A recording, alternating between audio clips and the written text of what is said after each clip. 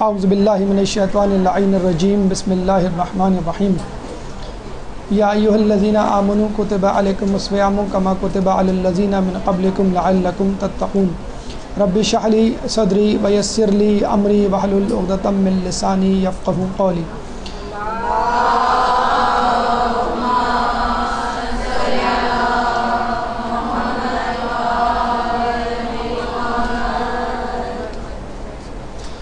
روزہ اور medical science کے حوالے سے آج ہمارے درس کا آغاز ہے، اور شاید اس سے پہلے بھی آپ اس کی بازگشت سن چکے ہوں۔ کچھ ترمیمات کے ساتھ آپ کے سامنے یہ گفتگو رکھی جائے گی۔ رمضان اپنی منزل کی طرف، اپنی عروج کی طرف رواں دواں ہے، اور ہمیں امید ہے کہ جس طرح آج چھٹا روزہ ہے، آپ لوگ بھی رمضان کے ساتھ ساتھ اپنے قدم ماہ رمضان کے قدم بقدم ملا کر چل رہے ہوں گے، اور تقوی کی اس منزل پر پہنچنے کی بھرپور کوشش کر رہے ہوں گے کہ جس کا وعدہ اللہ تعالیٰ نے سورہ بقرہ آیت نمبر 183 میں کیا ہے۔ قرآن وہ کتاب ہے کہ جس کے بارے میں کہا جاتا ہے کہ اس میں بحر و بر، زمین و آسمان، تمام جہاں کا علم ہے۔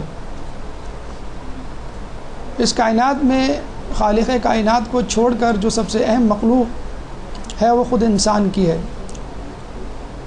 تو جہاں اللہ تعالیٰ نے اس قرآن مجید میں انسان کی صفات کا تذکرہ کیا ہے، وہاں انسان کے نقائص کا بھی تذکرہ ملتا ہے۔ جہاں بہت سارے نقائص کی نشاندہی اس کتاب میں کی گئی ہے، وہاں ایک اہم ترین نقص کی نشاندہی عجلت پسندی کے حوالے سے کی گئی ہے۔ وَكَانَ الْإِنسَانُ عَجُولًا، یعنی انسان عجلت پسند واقع ہوا ہے۔ اسی لیے آج کل کا انسان نقد پہ زیادہ اور ادھار پہ کم توجہ دیتا ہے۔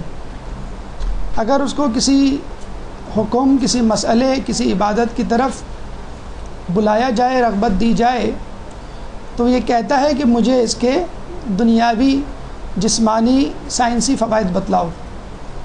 آخرت کا جہاں تک تعلق ہے تو وہ دیکھا جائے گا۔ چنانچہ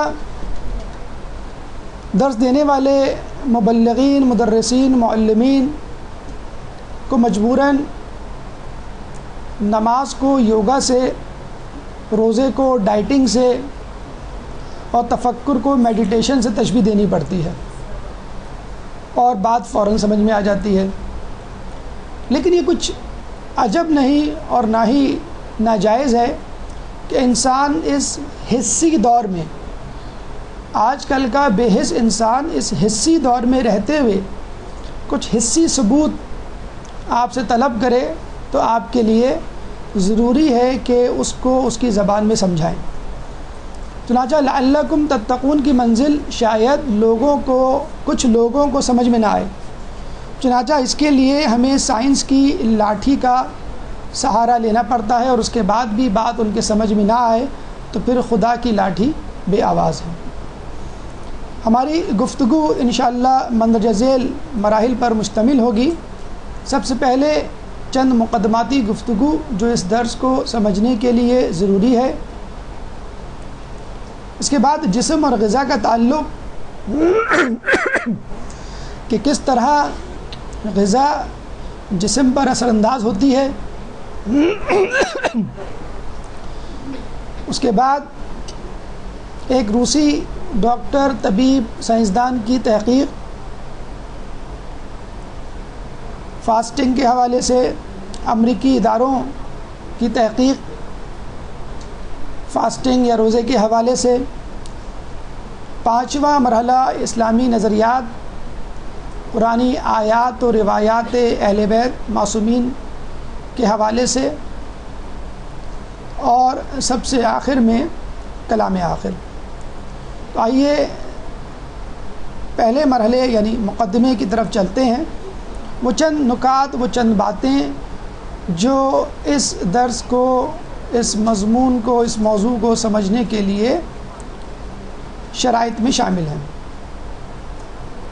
یہ بات ہم پہلے درس میں کر چکے ہیں کہ روزہ ایک بہر بیکراں ہے، یہ آپ پر منحصر ہے کہ آپ اس سے کس طرح فائدہ اٹھاتے ہیں، اور یہ ہم بتلا چکے کہ روزہ ایک سہ رخی منصوبہ بندی کے تحت گزارا جائے تو ماہ رمضان سے انشاءاللہ وہ تمام فائدے کما حقہ حاصل ہوں گے جس کا خود طالب پروردگار ہے۔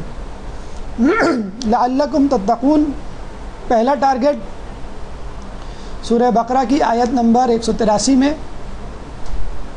اس کے بعد خود سازی کا حصول مولا علی کے فرمان کے مطابق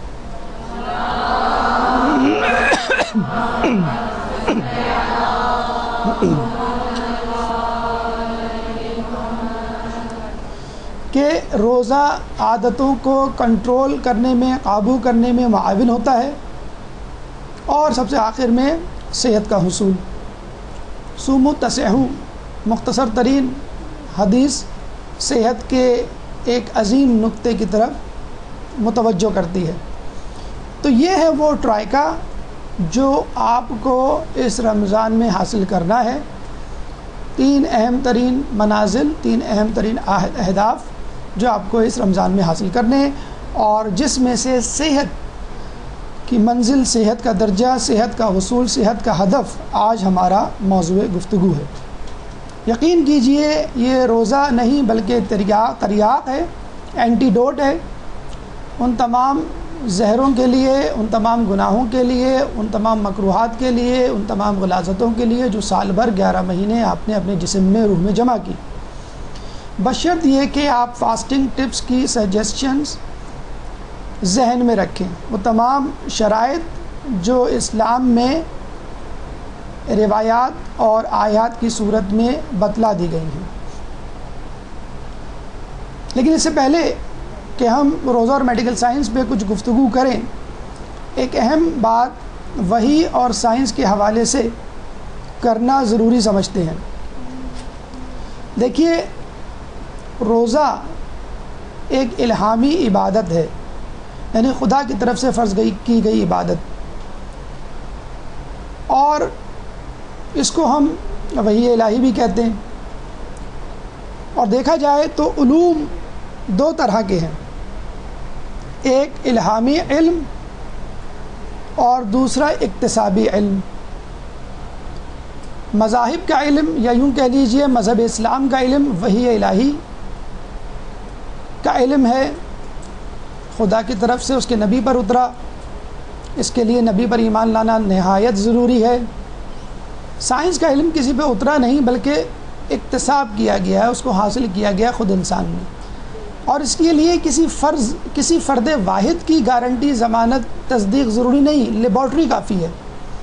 کسی بھی نظریے کو لیبارٹری میں پرکھا جائے، اگر وہ ثابت ہو جائے، حسی شواہد موجود ہوں، تو اس کو صحیح تسلیم کر لیا جائے۔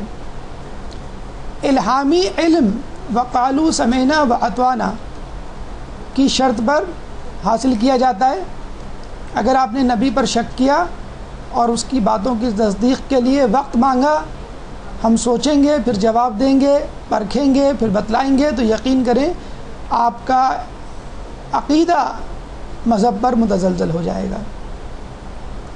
جبکہ سائنس کا علم دیکھا جائے ارینی کیف تحیی الموتیٰ پر مشتمل ہے۔ اگر کوئی شخص آج کل کے دور میں آپ سے اسلام کی کسی عبادت یا حکم کی تعویل مانگے، وہ بھی عقلی اور سائنسی، حسی، تو خدا را اس سے منہ نہ موڑیے، وہ اسی دور میں پلا بڑا انسان ہے، اس کو وہ شواہد، وہ نظریات، وہ تعویلات، وہ ثبوت فراہم کرنے کی پوری کوشش کیجیے۔ ابراہیم علیہ السلام کا تعلق اولو العزم پیغمبروں میں سے ہے، اور وہ اللہ تعالیٰ سے فرما رہے ہیں رب ارنی کیف تحیی الموتیٰ، کہ اے رب مجھے دکھا تو صحیح تو کس طرح مردوں کو زندہ کرتا ہے۔ اللہ نے کہا قال اولم تؤمن، ابراہیم تم کو کیا ہو گیا، کیا تم ایمان نہیں رکھتے؟ اولا تؤمن، تو ابراہیم فرماتے ہیں قال بلا، کیوں نہیں رکھتا؟ وَلَكِنْ لِيَطْمَئِنَّ قَلْبِي، لیکن میں تو اپنے قلب کا اطمینان چاہتا ہوں۔ تو اگر کوئی مسلمانوں میں سے سائنسی توجیہ، عقلی توجیہ مانگے تو آپ کو یہ نہیں کہنا چاہیے کیا تم مسلمان نہیں، مسلمان ہیں لیکن عقلی توجیہ، سائنسی توجیہ سے اس کی تشفی ہو جائے گی۔ تو جب ابراہیم اللہ تعالیٰ سے حسی ثبوت مانگ رہے ہیں کہ میری آنکھوں کو دکھا کہ تو کیسے زندہ کرے گا، تو جب ابراہیم کی آنکھوں نے دیکھ لیا، اللہ تعالیٰ نے 4 پرندے نازل کیے، ان کو مارا، ان کے گوشت کو ٹکڑے ٹکڑے کیا، پہاڑوں پہ چھوڑ دیا، ان کی چونچیں اپنے پاس رکھ لیں، اور جب آواز دی ہر پرندے کو تو اس پرندے کا گوشت مختلف پہاڑوں سے ہوتا ہوا اس چونچ میں آ کے لگ گیا۔ ابراہیم چاہتے تھے کہ اس کا بدن اور اس کی چونچ کسی دوسرے پرندے کا چونچ اور کسی دوسرے پرندے کا بدن ایک ساتھ جڑ جائیں، لیکن ایسا نہ ہو پاتا تھا۔ تو ابراہیم اگر ایک حسی ثبوت پیش کر رہے ہیں، مانگ رہے ہیں، اور اللہ پیش بھی کر رہا ہے، تو سائنسی ثبوت، عقلی ثبوت سے کسی دین کے کسی مسئلے کو ثابت کرنا ہرگز ناجائز نہیں۔ لیکن وحی کا علم خالق کا علم ہے، یہ یاد رکھ لیجئے، اور سائنس کا علم مخلوق کا علم ہے۔ اسی لیے خالق کا علم حقائق یعنی حق کا مجموعہ ہے، اور سائنس کا علم حقیقتوں کا مجموعہ ہے۔ حقیقت جھٹلائی جا سکتی ہے، ہم کہتے ہیں نا گراؤنڈ ریالٹی، زمینی حقائق، تو کیا مطلب کہ آسمانی حقائق بھی ہوتے ہیں؟ جی ہاں، سائنس زمینی حقائق کا نام ہے اور وہی آسمانی حقائق کا نام ہے۔ اس کا مطلب یہ ہوا کہ سائنس کے نظریات غلط ثابت ہو سکتے ہیں اور اس سے ان کی تاریخ بھری پڑی ہے، عقل کے نظریات غلط ثابت ہو سکتے ہیں، ان کی تاریخ بھری پڑی ہے۔ ارسطو نے سقراط کا انکار کیا اور آئنسٹائن نے نیوٹن کا، لیکن وحی الہی کے ماننے والوں نے اور اس کو پھیلانے والوں نے کبھی آپس میں اختلاف نہیں کیا، کبھی نوح علیہ السلام نے آدم علیہ السلام کی تکذیب نہیں کی، اور کبھی ابراہیم علیہ السلام نے نوح علیہ السلام کو غلط نہیں مانا، نہ کبھی موسیٰ نے عیسیٰ کے آنے کے بارے میں کوئی غلط خبر دی، نہ عیسیٰ نے موسیٰ کا انکار کیا، اور نہ ہی احمد مصطفیٰ محمد مصطفیٰ صلی اللہ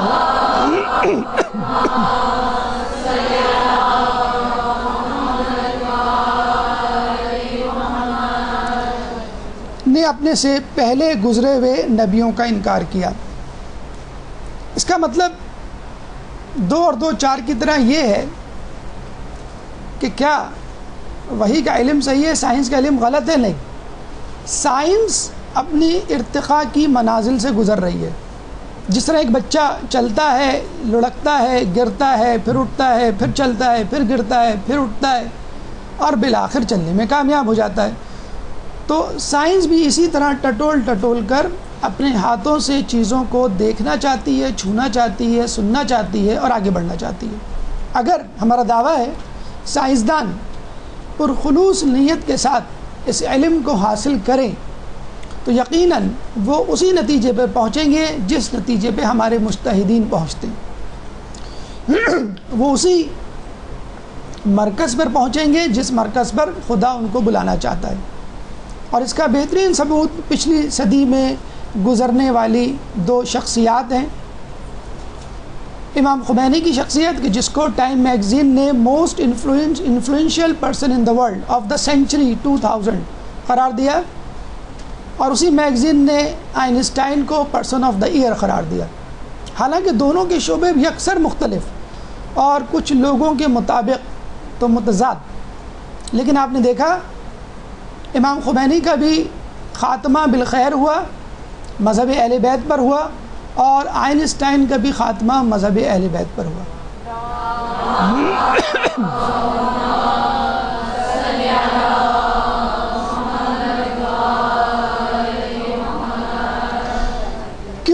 کیونکہ آئنسٹائن حق کی تلاش میں تھا اور حقیقت کی ڈوری پکڑ کر 40 خطوط جو اس نے آیت اللہ بروجردی کو لکھے کہ تبادلے میں بالآخر اس نے شیعہ مذہب اختیار کیا۔ تو انسان کالج میں پڑھے، یونیورسٹی میں پڑھے یا حوزہ علمیہ میں پڑھے، یاد رکھیے اگر آپ کی نیت میں خلوص ہے آپ وہیں کھڑے ہوں گے قیامت کے دن جہاں پہ انبیاء، اولیاء اور مجتہدین علماء دین کی قطار ہوگی۔ اب آئیے اس طرف کہ صحت کے حوالے سے اسلام ماہ رمضان کو، روزے کو کس طرح دیکھتا ہے۔ آج کل کے دور میں جو اہم ترین ضرورت انسان کی ہے، جو ہمیشہ سے رہی ہے، وہ ہے صحت، علاج، طبیب، ہسپتال۔ خصوصی طور پہ لوگ ایسے ہسپتال کو جاننا چاہتے ہیں، دیکھنا چاہتے ہیں، وہاں پہ علاج کروانا چاہتے ہیں کہ جہاں پہ ڈاکٹرز بھی اچھے ہوں اور تمام سہولتیں موجود ہوں۔ اللہ تعالیٰ نے یہاں پر نہ صرف تقوی کی بارش کی ہے، بلکہ صحت کے حوالے سے وہ تمام اصول اس ماہ رمضان میں جمع کر دیے ہیں کہ جو شاید ایک بہت بڑے ہاسپٹل میں بھی جمع نہ ہو۔ آئیے ایسے ہی ایک ہاسپٹل کا ہم تعارف کرواتے ہیں جس کا نام ہے رمضان ہیلتھ کلینک۔ یہ وہ کلینک ہے کہ جہاں پر سالانہ میڈیکل چیک اپ ہوتا ہے، کہ جس میں آپ کو معلوم چلتا ہے کہ آپ کس گناہ میں مبتلا ہیں، اور یہ بہت امپورٹنٹ ہے۔ بعض اوقات آدمی انسان اپنے آپ کو صحت مند سمجھتا ہے، لیکن روٹین میڈیکل چیک اپ کرانے کے بعد اس کو اندازہ ہوتا ہے کہ وہ تو بہت بڑی بیماری میں مبتلا ہے۔ اسی طرح رمضان ایک ایسا روٹین میڈیکل چیک اپ ہے کہ جس میں کچھ جرنل ٹیسٹ کر کے انسان کو اندازہ ہو جاتا ہے کہ میرے اندر کیا خرابی تھی جس کو میں نے اب تک نہیں پکڑا۔ ریہیبلیٹیشن سینٹر بھی ہے توبہ استغفار کی صورت میں۔ ریہیبلیٹیشن سینٹر وہ مرکز، وہ ڈپارٹمنٹ، وہ ہال ہوتا ہے کہ جہاں مریض مرض سے چھٹکارا پانے کے بعد چند دن اسٹے کرتے ہیں تاکہ ان کی صحت اس قابل ہو سکے کہ وہ روٹین لائف کو جوائن کر لیں۔ ایکسرسائزز، ڈائٹری ایڈوائس اور روٹین اس ریہیبلیٹیشن سینٹر میں ایڈجسٹ کیا جاتا ہے۔ کچھ لوگ گناہ میں مبتلا نہیں ہیں لیکن گناہوں کے خوف میں مبتلا ہوتے ہیں کہ آئندہ کبھی کوئی گناہ ان کو نہ لگ جائے۔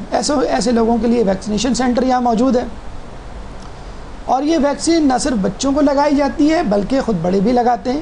ہیپیٹائٹس کی ویکسین ہے، ٹائیفائڈ کی ویکسین ہے، فلو کی ویکسین ہے، میننجائٹس کی ویکسین ہے۔ تو اس رمضان میں آپ ویکسین بھی لگا سکتے ہیں تاکہ رمضان کے بعد جو زیادہ اہم مشکل مرحلہ ہے 11 مہینے تک، یعنی اگلے رمضان تک کم از کم آپ گناہوں سے بچے رہیں۔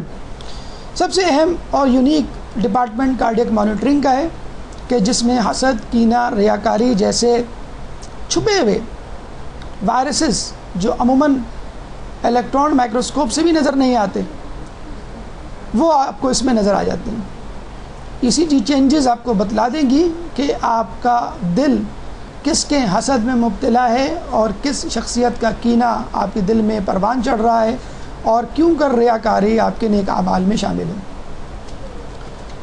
وہ لوگ جو بیچارے شرم کے مارے اپنی بیماریاں بتا بھی نہیں سکتے، یعنی نفسیاتی مریض، حقیقت میں وہ نفسانی مریض ہیں۔ شک، فوبیا، ڈپریشن، لوگوں سے ترک تعلق، قطع رحمی جیسے سائیکیٹرک ڈس آرڈرز آپ اس کلینک میں معالجے کے لیے لا سکتے ہیں ایسے کیسز۔ بیوٹی کانشیس اسپیشلی خواتین اس ماہ رمضان میں فیس لفٹنگ، جھائیاں، سیاہی اور شیطانی حلقے جو آنکھوں نہیں اپنے نفس کے گرد پڑے ہوئے ہوتے ہیں ان سے چھٹکارا پا سکتی ہیں، اور تمام افراد نماز شب پڑھ کر، سحر میں استغفار کر کے اور دن بھر روزہ رکھ کر اپنے چہرے کو، اپنے جسم کو نورانی اور ہلکا پھلکا بنا سکتے ہیں۔ سب سے اہم بات یہ ہے کہ یہ ایک ڈے اینڈ کیئر سینٹر ہے، day and night, 24 hours a day, 7 days a week. جب چاہیں اس کلینک سے استفادہ کریں۔ یہ نہیں کہ دن میں روزے کے وقت تو اللہ کی برکتیں ہیں لیکن اس کے بعد وہ برکتیں غائب، اگر غائب ہوتی بھی ہیں تو وہ ہماری کوتاہیوں۔ ایک فارمیسی بھی موجود ہے، وٹامنز، آئرن، کیلشیم اور دیگر اہم اجزاء پر مشتمل۔ افطار آپ کو یاد دلاتی ہے کہ رمضان کے علاوہ آپ نے کھجوروں کو چھوڑا ہوا ہے، پھل فروٹس کو چھوڑا ہوا ہے، اہم اجزاء کو چھوڑا ہوا ہے، کھانے کے اوقات میں جو پابندی نہیں ہو پاتی اس کو چھوڑا ہوا ہے، وغیرہ وغیرہ۔ تو ایسا ہاسپٹل جہاں پہ اتنی ساری فیسلٹیز موجود ہوں، کون بدنصیب ہوگا، کون بدبخت ہوگا جو اس ہاسپٹل سے اپنا علاج نہ کروائے۔ اور خود رسول اللہ کی حدیث ہے کہ بدبخت ہے کہ وہ شخص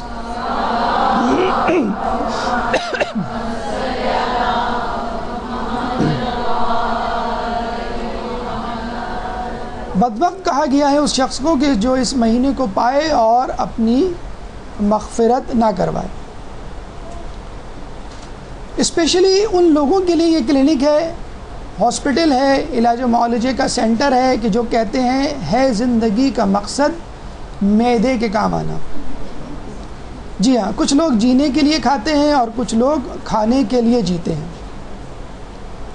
جو رمضان اور روزہ رکھنے کے باوجود اپنی نگاہیں افطار کے مینیو پر مرتکز رکھتے ہیں۔ انسان کھانے پینے میں اتنا زیادہ آگے بڑھ گیا ہے کہ جانوروں کی صف بندی میں شامل ہو چکا ہے، اور کچھ بعید نہیں، کچھ عرصے بعد ہمارے ساتھ جانور بیٹھ کے کھائیں بلکہ کھڑے ہو کے کھائیں۔ انسان نے بھی آج کل بوفے میں کھڑے ہو کے کھانا شروع کر دیا ہے، اور دسترخوان پہ رکھا ہوا مرغ مسلم اندر ہی اندر کڑ رہا ہو اور کہہ رہا ہو کہ آئی ہیٹ یو۔ تو ان لوگوں کے لیے خاص طور پہ یہ صحت کلینک ہے، جن کو انگلش میں ٹیسٹ کانشیس اور اردو میں P2 کہا جاتا ہے۔ یہ وہ لوگ ہیں جو خود تو پیٹ بھر کر اپنی حیثیت سے زیادہ کھا لیتے ہیں اور دوسروں کو بھوک سے مرنے کے لیے چھوڑ دیتے ہیں۔ جی ہاں، یہ ہے طاقت کا، بھوک کا، غذا کا غیر توازن۔ لیکن وقت آخر ان کو بھی کھانا نصیب نہیں ہوتا، اور کسی کیپسول سے ان کی خودکشی ہوتی ہے۔ غریب شہر فاقوں سے مر گیا آخر، امیر شہر نے ہیرے سے خودکشی کر لی۔ ہیرے کی جگہ یہاں پہ آپ کیپسول لکھ سکتے ہیں۔ اب آئیے ہماری گفتگو کے دوسرے مرحلے کی طرف کہ جس میں ہم جسم اور غذا کے تعلق پر روشنی ڈالیں گے انشاءاللہ، اور پھر اپنی گفتگو آگے بڑھائیں گے۔ ایک درود پڑھ دیجئے محمد والے محمد۔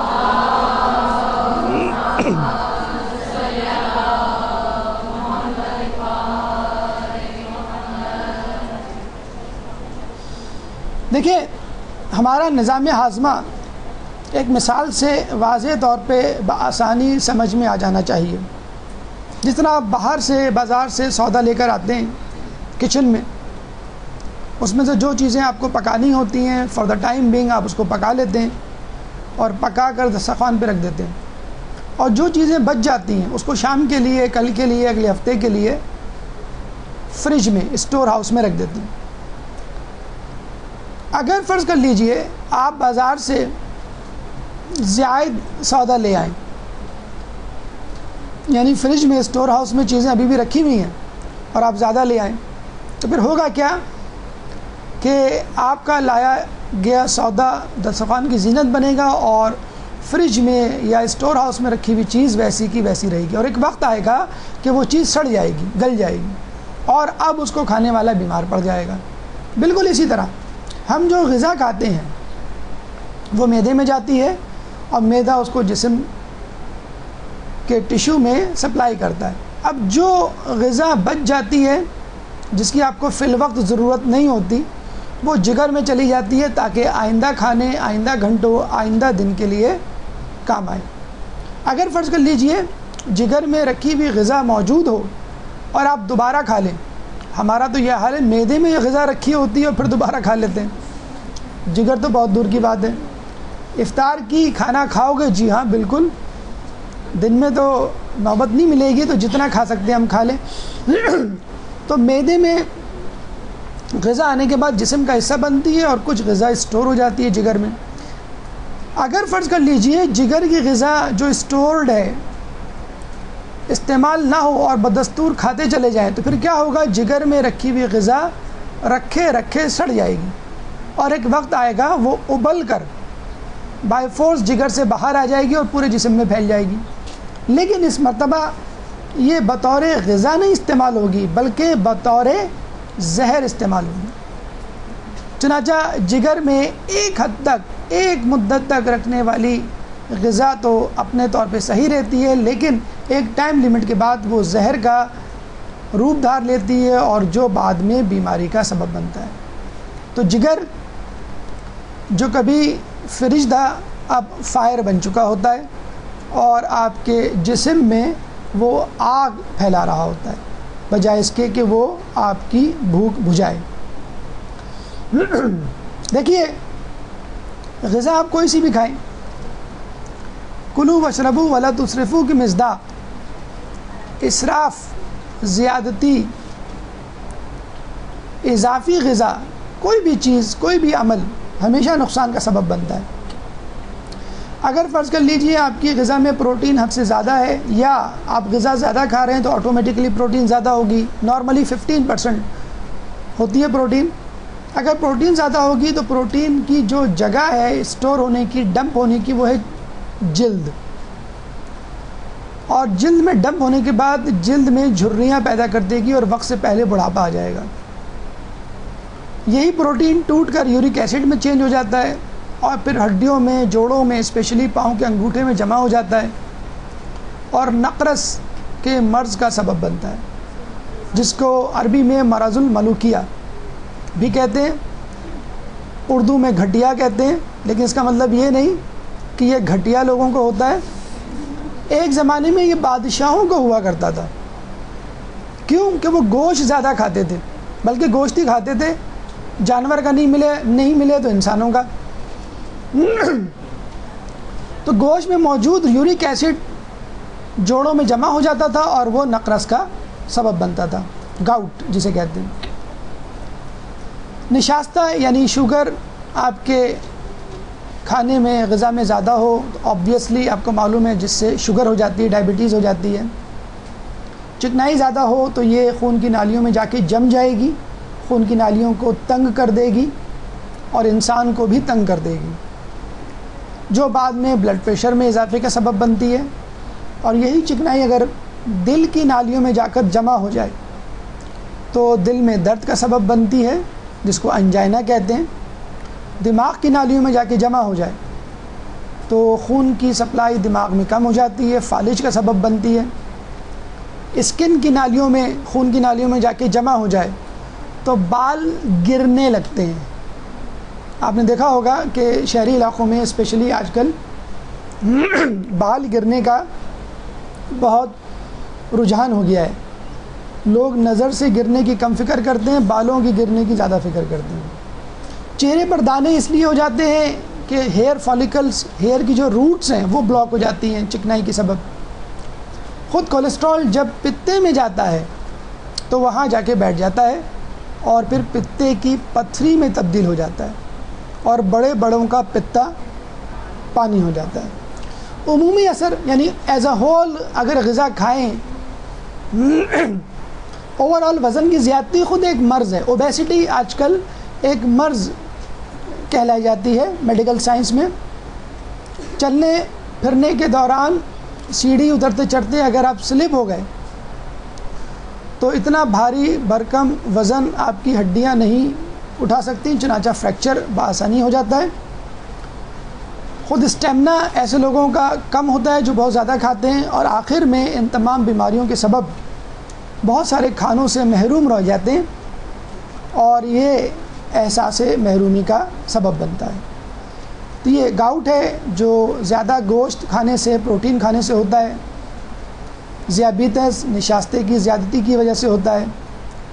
پتے کی پتھری چکنائی کی زیادتی کی وجہ سے ہوتی ہے۔ انجائنا، ایم آئی، ہارٹ اٹیکس بھی فیٹ کی زیادتی کی وجہ سے ہوتا ہے، اور چہروں پہ یا جسم میں جلد پر جو دانے ہوتے ہیں وہ بھی چکنائی کی زیادتی کی وجہ سے ہوتے ہیں۔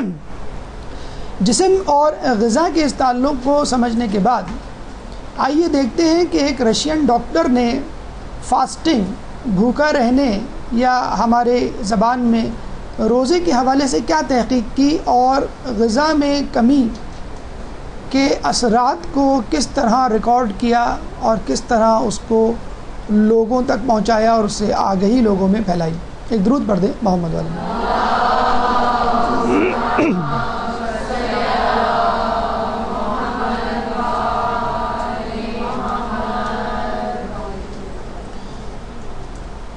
روسی ڈاکٹر کا نام الیکسی سوفورین تھا اور یہ 63 سالہ 63 ایئرز اولڈ ایک رشین ڈاکٹر تھا کہ جس نے مسلسل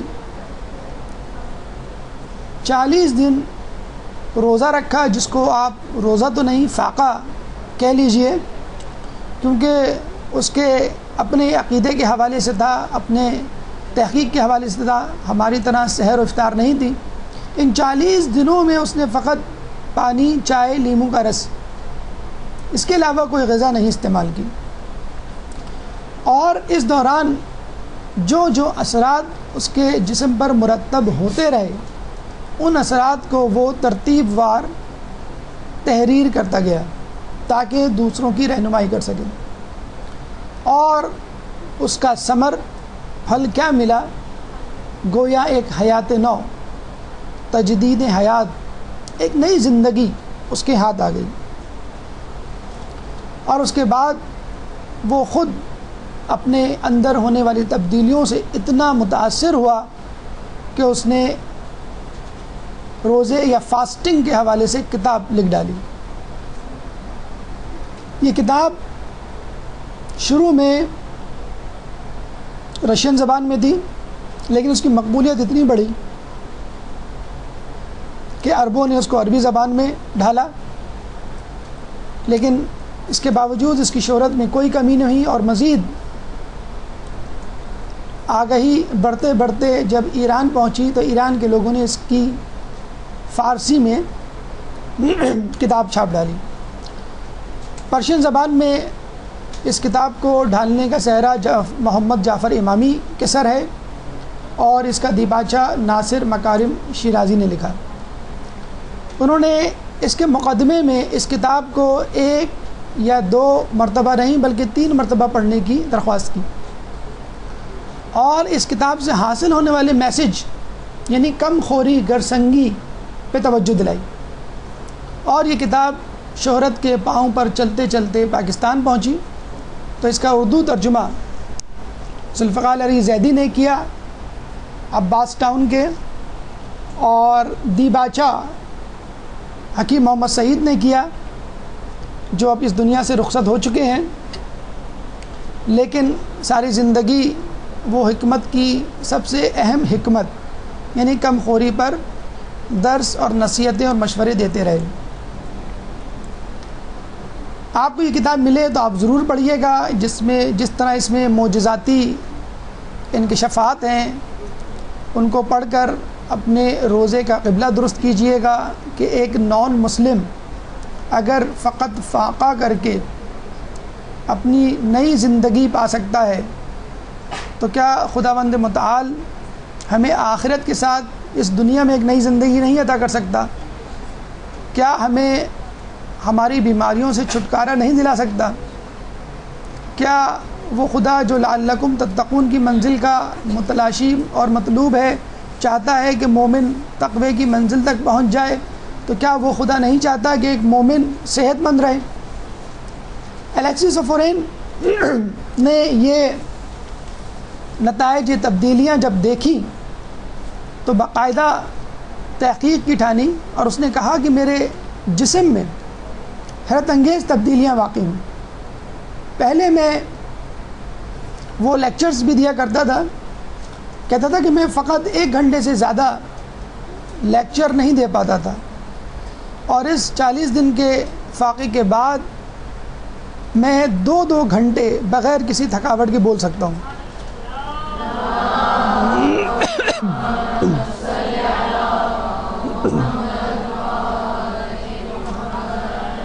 تو آج ہمارے اسٹیمنے کا امتحان ہے، ہمیں بھی 2 گھنٹے بولنا ہے، اور آپ کے صبر کا بھی کہ آپ کو 2 گھنٹے سننا ہے۔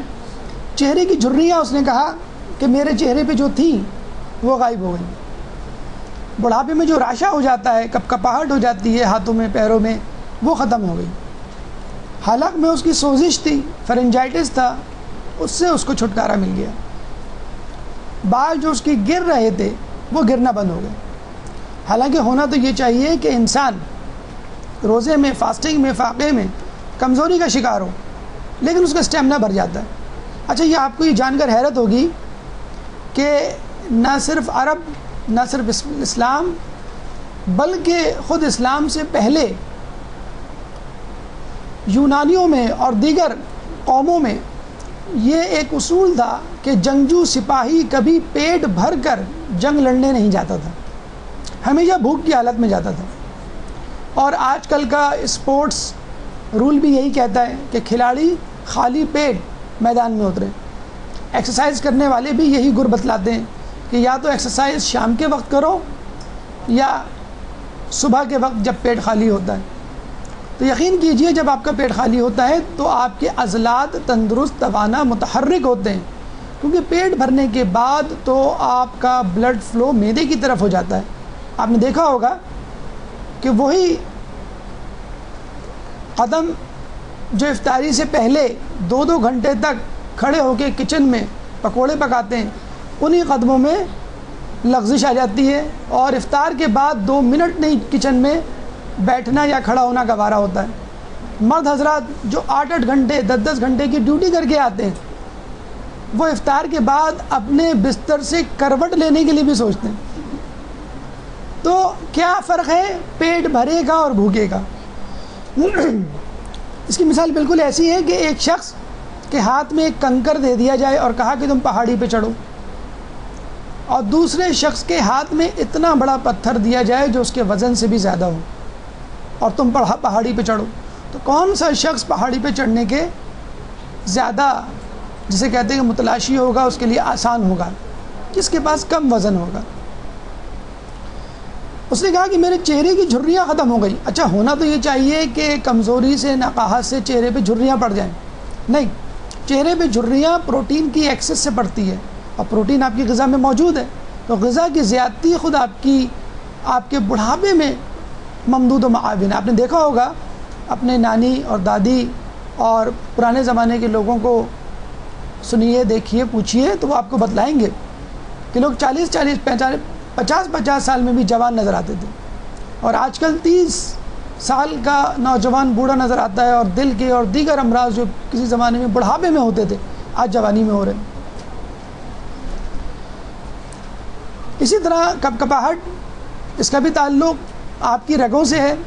اگر آپ زیادہ کھائیں گے تو آپ کی چکنائی غذا کی آپ کی رگوں کے ارد گرد جم جائے گی، تو آپ کی نروز کی سینسیشن اور موومنٹ عضلات کی وہ ایب نارمل ہو جائے گی۔ حلق کی سوزش، ایک زمانے میں لوگوں کا اصول علاج یہ تھا کہ اگر آپ کو گلے میں سوزش ہے تو آپ گرم پانی کے غرارے کریں۔ اب ایک امریکن ریسرچ آئی ہے کہ اگر آپ کو گلے میں سوزش ہے تو آپ کچھ بھی کھائیں پیے نہیں، مطلقاً بند کر دیں کھانا پینا۔ اور آپ نے نوٹ کیا ہوگا کھانا کھانے کے بعد بولنے میں پرابلم ہوتی ہے، اور بھوک کی حالت میں آدمی زیادہ اچھا بول پاتا ہے۔ مثال تو بڑی بھونڈی ہوگی، لیکن جتنے بھی گویے ہیں وہ یہ کہتے ہیں کہ ہم فجر کے بعد ریاضت کرتے ہیں، فجر کے بعد موسیقی کی اور گانے کی پریکٹس کرتے ہیں، آواز اچھی نکلتی ہے۔ ریڈیو پاکستان میں زیادہ سے زیادہ گانوں کے پروگرام فجر کے بعد ہوا کرتے تھے، مومنین توبہ استغفار کرتے ہیں اور شیاطین۔ بہرحال کہنے کا مقصد یہ ہے کہ خالی پیٹ میں آپ کی آواز اور گلے کی سوزش جو ہے وہ بہتری کی طرف گامزن ہوتی ہے۔ اور یہ جو سب سے بڑا مسئلہ ہے پورے کراچی میں، اس کے بورڈز بھی لگے ہوئے ہیں کہ گنج پن۔ ہمارے ایک دوست اسی طرح کے ایک انسٹیٹیوٹ میں گئے اور کہنے لگے کہ مجھے کوئی دوا بتائیں، میرے بال گر رہے ہیں۔ تو انسٹیٹیوٹ والوں نے کہا جب بال گر جائیں تب آئیے گا۔ انہوں نے کہا وہ کیوں؟ کہنے لگے ہم نئے بال لگاتے ہیں، پرانے بالوں کو گرنے سے نہیں بچاتے۔ مطلب وہ تو چاہتے ہی ہیں کہ پرانے بال آپ کے گر جائیں۔ تو اچھا یہ بھی میں آپ کو بتا دوں، اگر کسی فرد کو برا نہ لگے، کہ موٹے لوگ عموماً گنجے ہوتے ہیں۔ آپ کبھی ذرا نوٹ کیجئے گا، لیکن بہت زیادہ غور سے کسی کو اس طرح نہیں دیکھیں گھر میں رشتہ داروں میں، کہ موٹے لوگ بسیار خوری کی طرف رغبت کرنے والے، زیادہ کھانے والے لوگ جو ہیں وہ گنج پن کا زیادہ شکار ہوتے ہیں، اور دبلے پتلے لوگ جو کم خوری کی طرف رغبت رکھتے ہیں وہ عموماً اس کا شکار نہیں ہو پاتے۔ اس کے بعد الیکسی سوفورین نے کچھ نکات بیان کیے کہ جن کو سمجھ کر آپ کو یقین آ جائے گا کہ کم خوری واقعی صحت کے لیے بہت ضروری ہے۔ میڈیکل سائنس بھی یہی کہتی ہے کہ ہمارے جسم میں کچھ جراثیم ہوتے ہیں جو ہمیشہ بچپن سے لے کر موت تک ہمارے ساتھ رہتے ہیں، اور یہ جراثیم ہمیں نقصان نہیں پہنچاتے بلکہ ہمارے جسم کے چوکیدار گارڈز ہوتے ہیں، اور ان کا کام ہی یہی ہوتا ہے کہ باہر سے آنے والے جراثیم کو ماریں۔ لیکن جیسا کہ آپ کو معلوم ہے، اگر آپ زیادہ کھائیں گے تو آپ کے جسم کے گارڈز یعنی جراثیم بھی زیادہ کھانے کے عادی ہو جائیں گے۔ اب آپ فرض کر لیجئے اپنے گھر کے چوکیدار کو آپ ہر وقت کھانے کی پلیٹ بھیجتے رہیں، تو وہ چوکیدار ایک وقت آئے گا کہ ہٹا کٹا مستنڈا ہو جائے گا، اس کو چور پکڑنے کی یا اپنی سیکیورٹی کی فکر نہیں ہوگی، اوور ویٹ کی وجہ سے اس کا اسٹیمنا کم ہو جائے گا۔ تو جب ان جراثیم کو غذا ملتی ہے تو عادتاً ان کو کھانے کی عادت ہو جاتی ہے، تو جو چیز ملتی ہے وہ منہ میں ڈال لیتے ہیں، اگر کھانا نہ ملے تو آس پاس کا ٹشو منہ میں رکھ لیتے ہیں، اور یہی جراثیم پھر آپ کے جسم کو ڈیمیج کرتے ہیں، جس کو ہم کہتے ہیں آٹو انفیکشن۔ اس گھر کو آگ لگ گئی اس گھر کے چراغ سے، جن پہ تکیہ تھا وہی پتے ہوا دینے لگے۔ ایک اور نکتہ کہ جب انسان کھاتا پیتا نہیں ہے تو کڈنی اور آنتیں پیشاب اور فضلہ بنانا کم کر دیتے ہیں، تو آپ کے جسم میں خود بخود کثافتیں کم ہو جاتی ہیں، اور جو تھوڑی بہت ہوتی بھی ہیں وہ زبان کے راستے خارج ہونا شروع ہو جاتی ہیں۔ آپ کبھی نوٹ کریں، افطار کے وقت آپ کی زبان سفید ہو چکی ہوتی ہے۔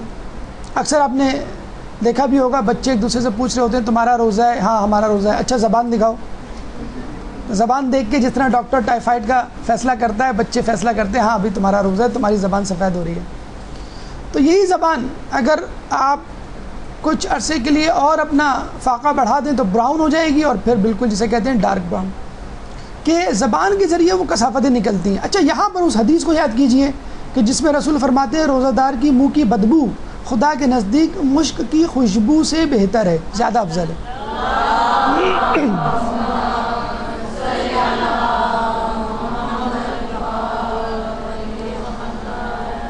تو یہ روزہ دار کو حوصلہ دلانا ہے، روزہ دار کے آس پاس جو لوگ رہ رہے ہیں ان کو بھی توجہ دلانی ہے کہ اگر اس کے پاس سے، اس کے منہ سے بدبو آئے تو سمجھ لو کہ یہ بدبو تمہارے لیے تو کراہیت کا سبب ہوگی، لیکن اللہ کے لیے مجھ سے بھی افضل ہے۔ تو زیادہ کھا کر نہ صرف آپ اپنے جسم کو بگاڑتے ہیں بلکہ اپنے جسم میں موجود جو گارڈز ہیں ان کو چور میں تبدیل کر دیتے ہیں۔ اکثر آپ نے سنا ہوگا کہ بینک ڈکیتیوں میں یا محلوں میں ڈکیتیوں میں پتہ چلتا ہے کہ 20-30 ڈکیتیوں میں خود وہاں کے گارڈز ملوث ہوتے ہیں۔ مزید انکشافات اس نے یہ کیے کہ جو لوگ کم کھاتے ہیں اور خود اپنے اوپر، ان کو ذہنی دباؤ کم ہوتا ہے۔ آپ نے نوٹ کر لیا ہوگا سوائے چند روزوں کے، چند ابتدائی روزوں کے، کچھ لوگوں کے لیے تو 20-25واں روزہ بھی ابتدائی روزہ ہوتا ہے، تو لیکن جو لوگ واقعی ان شرائط کے ساتھ روزہ رکھ رہے ہیں، جو شرائط روایات آیات میں دی گئی ہیں، آپ نے نوٹ کیا ہوگا کہ آپ کے اندر ایک تحمل مزاجی پیدا ہو گئی ہوگی۔ یعنی اگر آپ کے شوہر جو ہے وہ آپ کو امی کے گھر نہیں لے کے جا رہے، آپ غصے میں نہیں آتے، آپ نے اپنے شوہر کے کپڑوں پہ استری نہیں کی تو شوہر غصے میں نہیں آتا۔ تو یہ ایک تحمل مزاجی کی کیفیت جو ہے وہ پورے گھر میں آپ دیکھتے ہوں گے کہ پیدا ہو جاتی ہے، کہ بہت ساری ذمہ داریاں جو آپ کے ذمے ہیں، شوہر کے ذمے ہیں، بچوں کے ذمے ہیں، لوگ ادا نہیں کر رہے ہوتے ہیں آپ کے حقوق، لیکن آپ معاف کر رہے ہوتے ہیں۔ تو یہ ایک تحمل مزاجی، ایک اسٹریس والی جو کیفیت ہے وہ بھوک دور کرتا ہے، اور یہ ایک عجیب تحقیق ہے جو خود افریقہ میں رہنے والے ان افراد پر کی گئی جو بھوک کی وجہ سے مر گئے، ہلاک ہو گئے۔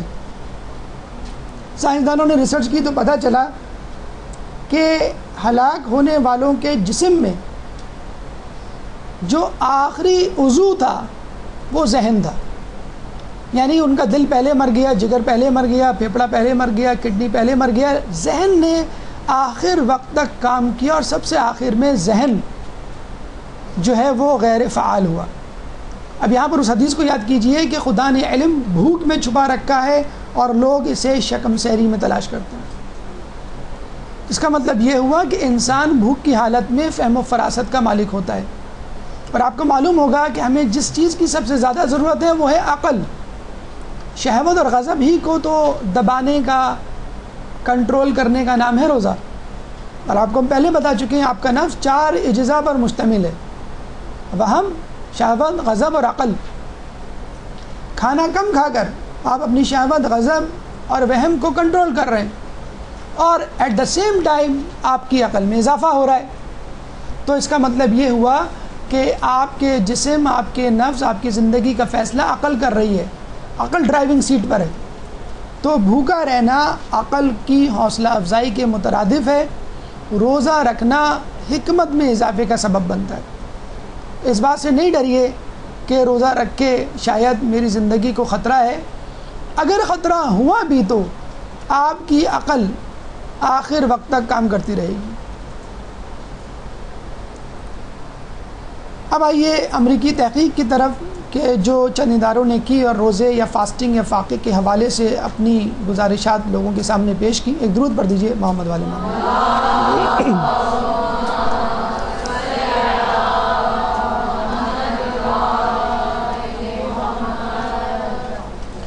امریکہ میں 3 اداروں نے فاقے پہ، فاسٹنگ پہ، روزے پہ تحقیق کی۔ پہلا ادارہ یونیورسٹی آف کیلیفورنیا، دوسرا ادارہ نیشنل اکیڈمی آف سائنس، اور تیسرا ادارہ نیشنل انسٹیٹیوٹ آف ایجنگ یعنی عمر زیادہ ہونے کا ادارہ۔ ان تینوں اداروں نے فاسٹنگ پہ تحقیق کی اور یہ مزید انکشافات کیے کہ روزہ رکھنا، فاسٹنگ کرنا، فاقہ کرنا، کم خوری، گرسنگی انسان کے لیے صحت کی نوید ہے، ایک خوشخبری ہے ان لوگوں کے لیے جو بیمار رہتے ہیں۔ اور ان اداروں نے جو تحقیق کی وہ بھی کسی حیرانگی سے کم نہیں۔ سب سے اہم بات جو انہوں نے کی وہ یہ کہ روزہ رکھنے والے، فاسٹنگ کرنے والے طویل عمر پاتے ہیں۔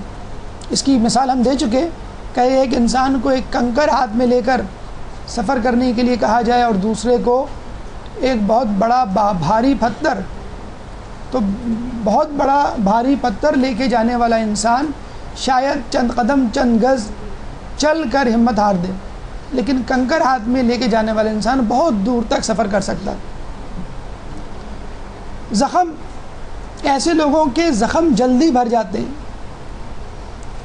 کینسر، جو لوگ کینسر میں مبتلا ہیں ان کا کینسر رک جاتا ہے، جو کینسر میں مبتلا نہیں ہیں ان کو کینسر ہونے کے امکانات کم ہوتے ہیں۔ ایسے لوگوں کی شوگر کی بیماری بھی نہیں ہوتی، اور آج کل شوگر، بلڈ پریشر کی زیادتی اور جسے کہتے ہیں کہ وبا کی طرح پھیلنے کا ایک بہت بڑا سبب یہ بھی ہے کہ آج کل کا انسان بسیار خوری کی طرف متوجہ ہے۔ ذہنی دباؤ ایسے لوگوں کو نہیں ہوتا کہ جو روزہ رکھتے ہیں یا کم کھاتے ہیں۔ دیکھیے، زخم کے حوالے سے آپ نے دیکھا ہوگا کہ ڈائبٹیز کے جو پیشنٹ ہوتے ہیں ان کا زخم بڑی دیر سے بھرتا ہے، اور ڈاکٹر بڑے تاکید سے کہتے ہیں ان کو کہ آپ اپنے پیروں کا خیال رکھیں، ننگے پیر نہ چلیں، جسم میں کوئی بھی زخم لگے فوراً علاج کروائیں۔ جب زخم ہوتا ہے تو وہاں بیکٹیریا بھی ہوتا ہے، اور اگر انسان اوور ایٹنگ کا شکار ہے تو اس کے جسم میں گلوکوز بھی زیادہ ہوگا، اور جب گلوکوز زیادہ ہوگا تو زخم میں بھی گلوکوز زیادہ ہوگا، تو وہاں موجود بیکٹیریا زیادہ دیر تک اسٹے کرتے ہیں کہ ان کی غذا کا مسئلہ حل ہو چکا۔ اسی طرح کینسر کیا ہے؟ Uncontrolled growth of the tissue, کوئی الگ سی چیز نہیں ہے، آپ کا ٹیشو آؤٹ آف کنٹرول ہو جاتا ہے دماغ سے اور اپنے طور پہ بڑھنے لگتا ہے۔ جسم کا ہر آرگن بڑھتا ہے، ریپیئر ہوتا ہے، ری جنریٹ ہوتا ہے، دوبارہ پیدا ہوتا ہے، سوائے دل، دماغ اور عضلات کے۔ چنانچہ کینسر ایک انکنٹرول گروتھ ہے جو برین کے کنٹرول میں نہیں ہوتی، اور اس کینسر کو عام آرگن سے زیادہ انرجی اور غذا چاہیے ہوتی ہے۔ اب آپ جتنی غذا کھاتے ہیں 80% غذا کینسر بھتے کے طور پہ لے لیتا ہے اور وہ بڑھتا رہتا ہے۔ اب اگر آپ غذا کھانا کم کر دیں گے تو کینسر کی غذا بھی کم ہو جائے گی اور اس کی گروتھ کم ہو جائے گی۔ تو یہ کینسر جیسی بیماری کے لیے آپ دیکھ لیجئے کہ روزہ یا فاسٹنگ یا فاقہ کتنا اہم ہے۔ اب آئیے ڈاکٹر ایوز کی طرف، جو امریکہ کے ایک سائنسدان ہیں، اور انہوں نے ایک عجیب دعویٰ کیا، اعتدال پسندی کا نظریہ پیش کیا، اور یہ کہا کہ متبادل دن کے روزے انسان کی بہترین صحت کے ضامن ہوتے ہیں۔ یعنی مسلسل روزے رکھنا اتنا زیادہ فائدہ مند نہیں ہے جتنا وقفے سے روزے رکھنا فائدہ مند ہے۔ اس موقع پہ حدیث رسول کو یاد کیجئے، اے اللہ تو مجھے ایک دن کھانا دے تاکہ میں تیرا شکر ادا کر سکوں، اور ایک دن بھوکا رکھ تاکہ میں اس دن صبر کر سکوں۔ آلٹرنیٹ اپروچ ٹو لائف، کہ راحت بھی اور مصیبت بھی، نہ فقط راحت نہ فقط مصیبت، روزہ بھی اور کھانا پینا بھی۔ 3 افراد آئے تھے رسول کے پاس، جس میں سے ایک نے یہی کہا تھا کہ میں عمر بھر روزہ رکھوں گا، تو رسول اللہ بہت زیادہ ناراض ہوئے، کیا تم دیکھتے نہیں کہ میں روزہ رکھتا بھی ہوں نہیں بھی رکھتا؟ اوائل دنوں میں رسول اللہ روزہ رکھتے تھے تو اصحاب پوچھتے تھے کہ آپ کھاتے نہیں؟ رسول اللہ نے کھانا شروع کیا تو اصحاب نے کہا کیا آپ روزہ نہیں رکھتے؟ پھر رسول اللہ نے کبھی کھانا اور کبھی روزہ رکھنا شروع کیا۔ یہی اعتدال پسندی رسول اللہ اپنی امتیوں سے مانگتے ہیں، اور یہی آلٹرنیٹ ڈے ڈائٹ یا alternate day therapy, alternate day fasting ہے جو ڈاکٹر ایوز نے اپنے ریسرچ پیپر میں پیش کی۔ اس کا ثبوت اسلام کے حوالے سے کیا ہے؟ آئیے اس کو کیلکولیٹ کرتے ہیں۔ آپ میں سے جن لوگوں کے پاس کیلکولیٹر ہیں وہ استعمال کر سکتے ہیں، ورنہ باقی لوگ اپنا دماغ استعمال کریں۔ رمضان کے واجب روزے 30 دن، شعبان کے مستحب روزے 30 دن، رجب کے مستحب روزے 30 دن، یہ ٹوٹل 90 روزے ہو گئے۔ ہر مہینے کی پہلی اور آخری جمعرات اور 10 کے بعد پہلا بدھ، ہر مہینے کے 3 روزے ہو گئے۔ 12 مہینوں سے ملٹیپلائی کریں، 12 × 36 36۔ ہر مہینے کی 13ویں، 14ویں اور 15ویں تاریخ کو روزہ رکھنا مستحب، ہر مہینے کے 3 روزے اور ہو گئے، 12 × 36 36۔ شوال جو انشاءاللہ رمضان کے بعد آئے گا اور آپ سب روزہ رکھیے گا، 34 سے لے کے 9 تک، 9 شوال تک 6 روزے رکھنا مستحب۔ ذیقعد کی 25 اور 29 تاریخ، ذیقعد کے 2 روزے مستحب۔ ذی الحج کی 1 سے 9 تاریخ، 18 ذی الحج اور 24 ذی الحج، یہ 11 روزے ہو گئے۔ محرم الحرام کی 1، 3 اور 7 تاریخ 3 روزے۔ ربیع الاول کی 17 تاریخ 1 روزہ۔ جمادی الاول کی 15 تاریخ 1 روزہ۔ رجب کی 27 تاریخ 1 روزہ۔ ان تمام روزوں کو ایڈ اپ کریں تو 186 روزے بنتے ہیں۔ سال میں 365 ڈیز ہوتے ہیں، 365 ڈیز کو 2 سے ڈیوائڈ کریں تو اپروکسیمیٹلی 186 ڈیز بنتے ہیں، یعنی ایک دن روزہ اور ایک دن روزہ نہیں۔ Alternate day therapy, alternate day fasting, جس کو ڈاکٹر ایوز نے آج کہا، رسول اللہ نے 1400 سال پہلے کہہ دیا۔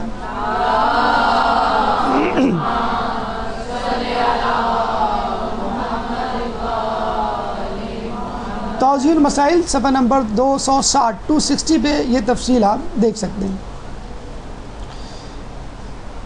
سائنسی زاویے سے روزے کو، فاقے کو، فاسٹنگ کو، کمخوری کو دیکھنے کے بعد 260 توضیح المسائل 260 پیج نمبر 260.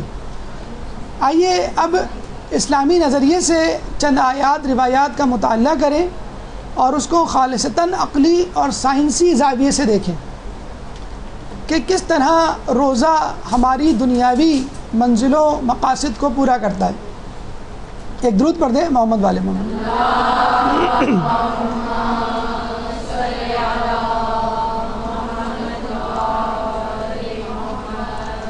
دیکھیں یہ آیت آپ نے اس رمضان میں اور اس سے پہلے کے رمضان میں بہت سنی ہوگی.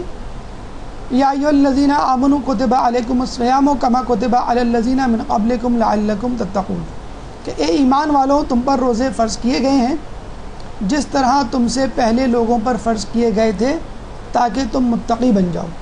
سورہ بقرہ آیت نمبر 183. لیکن بہرحال آج کل کے حسی اور سائنسی دور میں رہنے والے فرد کے ذہن میں یہ سوال تو بہرحال آ کے رہتا ہے کہ روزہ یا بھوکا رہنا، کم کھانا تقوی میں اضافے کا سبب کیا بنتا ہے، اور اس کی عقلی توجیہ کیا ہے، سائنسی ثبوت کیا ہے. آئیے اس کو پہلے عقلی زاویے سے دیکھتے ہیں اور پھر سائنسی حوالے سے ثابت کرتے ہیں کہ روزہ رکھنا یا کم کھانا انسان کو کس طرح اللہ سے قریب کرتا ہے. عقلی توجیہ دیکھیے، ایک گھر، خواتین ہونے کے ناطے آپ لوگ اس بات کو بہت اچھی طرح سمجھ سکتے ہیں کہ ایک گھر جو گندا ہو، خراب ہو، کوڑا کرکٹ سے لبریز ہو، اس گھر میں رہنا تو درکنار، چند منٹ گزارنا مشکل ہے. بدبو، تعفن، گھٹن، حبس، یہ آپ کو چند منٹ بھی وہاں نہیں رہنے دیتے. چنانچہ جس طرح مکین کا اچھا ہونا، نیک ہونا، بہتر ہونا ضروری ہے، اسی طرح اس کی رہائش کا بھی اچھا ہونا ضروری ہے. اگر ایک انسان کو اچھا گھر، اچھی رہائش نہ ملے تو وہ بیمار ہو جائے گا، یا کم از کم اپنا کام توجہ سے نہیں کر پائے گا، وہ یکسوئی نہیں ہوگی کہ جو ہونی چاہیے. اسی طرح سمجھ لیجئے کہ آپ کے جسم میں اضافی غذا ایک کوڑا کرکٹ کی حیثیت رکھتی ہے. آپ کا جسم مکان ہے، گھر ہے، اور روح اس کی مکین ہے. ہم نے اس سے پہلے نفس کے حوالے سے جو دروس دیے تھے، آپ کو یاد ہوگا جو تشبیہ دی جاتی ہے روح اور جسم میں، وہ یہی دی جاتی ہے کہ جسم گھر ہے اور روح یا نفس ایک ہی چیز کے دو نام ہیں. مرنے کے بعد روح کہلاتی ہے اور زندہ حالت میں نفس. نفس جو ہے اس گھر کا مکین ہے. اگر جسم ٹھیک ہوگا تو روح بھی ٹھیک ہوگی، ورنہ روح اپنا کام یکسوئی سے نہیں کر پائے گی. کوئی شخص بیمار پڑ گیا، دل کا، جگر کا، گردوں کو مرض لاحق ہو گیا اور وہ اتنی شدت اختیار کر گیا، آپ نے دیکھا ہوگا کہ روح پرواز کر جاتی ہے.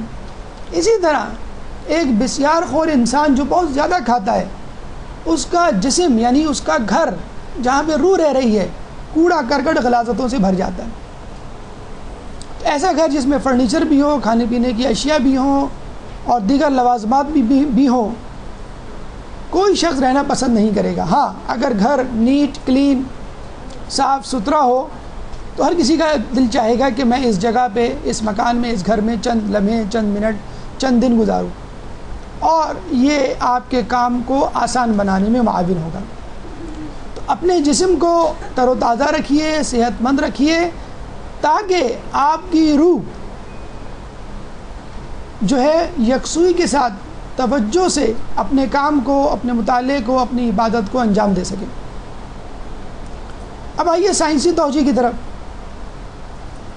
کہ کس طرح بھوکا رہنا، کم کھانا انسان کو تقوی کی طرف، خدا کی طرف مائل کرتا ہے. دیکھیے، آپ نے غالباً 9-10 کلاس میں فزکس میں ایک رول پڑھا ہوگا کہ کشش ثقل براہ راست متناسب ہے کمیت کے. یعنی اگر کسی شے کی کمیت زیادہ ہوگی تو کشش ثقل اس کو زیادہ کھینچے گی، اس کا وزن زیادہ ہوگا. یعنی اگر کسی چیز میں مادے کی مقدار زیادہ ہے تو وہ زمین کی طرف زیادہ کھینچے گی. مثلا ایک ٹینس کی بال ہے اور ایک لوہے کی بال، لوہے کی گیند زمین کی طرف زیادہ کھینچے گی، کیوں؟ اس کے اندر کمیت یا مادہ زیادہ ہے بنسبت ٹینس کی بال کے. بالکل اسی طرح برف کی مثال لے لیجئے، برف کو ہوا میں کتنا ہی اچھالیے اس کو واپس زمین کی طرف آنا ہوتا ہے، کیونکہ اس کے اندر مادے کی مقدار زیادہ ہے۔ اب اسی برف کو ایمان کی حرارت پر رکھ دیجئے، پہلے پانی اور پھر ہوا میں تبدیل کر دیجئے، اب اس ہوا کو نیچے آنا تو درکنار، ہوا میں اچھالنے کی بھی ضرورت نہیں ہے، خود بخود وہ آسمان کی طرف، خدا کی طرف، بلندی کی طرف رواں دواں ہوگی۔ تو ایک انسان جو اپنے آپ کو مادیت پرستی یا حب دنیا سے بھر لیتا، آپ نے ایک لفظ سنا ہوگا مادیت پرست یا مادیت پرستی، اسلام کا اصل مقابلہ ہندوؤں سے، عیسائیوں سے یا یہودیوں سے نہیں ہے، اسلام کا اصل مقابلہ مادیت پرستوں سے ہے۔ مادیت پرست کون؟ جو حب دنیا کے حامل ہیں۔ خود مسلمانوں میں بھی آپ کو بہت زیادہ مادیت پرست لوگ مل جائیں گے۔ تو جب انسان مادیت پرست ہوتا ہے اور اپنے ارد گرد اور اپنے جسم کے اندر مادے کی مقدار کو بڑھاتا رہتا ہے، ویسے ویسے کشش ثقل یعنی حب دنیا اس کے اندر بڑھتی رہتی ہے اور وہ خدا کی بجائے دنیا کی طرف مائل ہوتا ہے۔ آپ نے سنا ہوگا کہ انسان وہیں جاتا ہے جہاں اس کا مال ہوتا ہے۔ اگر آپ نے مال و متاع دنیا کے لیے جمع کر کے رکھا ہے تو اللہ کی طرف یا مرنے کا کبھی بھی دل نہیں چاہے گا، اور ذکر و عبادات نیکیوں کی صورت میں مال آخرت کے لیے جمع کرا کے رکھا ہوا ہے تو آپ کا کبھی اس دنیا میں رہنے کو جی نہیں چاہے گا۔ تو یہ وہ لعلکم تتقون کی منزل ہے کہ جب انسان اپنے آپ کو مادیت پرستی، مادے اور بسیار خوری سے الگ کر دیتا ہے، اور ایسے انسان کو اپنا ویٹ کرنے کی ضرورت ہی نہیں ہے۔ ایسا انسان تو خود بخود خدا کی طرف، بلندی کی طرف مائل نظر آتا ہے۔ تو مادیت پرستی زیادہ کھانے، بسیار خوری کی صورت میں ہو یا دنیاوی اشیاء کو جمع کرنے کی صورت میں ہو، حب دنیا کا سبب بنتی ہے۔ اور اگر انسان کے پاس یہ چیزیں موجود ہو اور تو بھی وہ حب دنیا کا نہ شکار ہو تو ایسا انسان لعلکم تتقون کی منزل پر فائز ہے۔ درود پڑھ دیں محمد والے محمد۔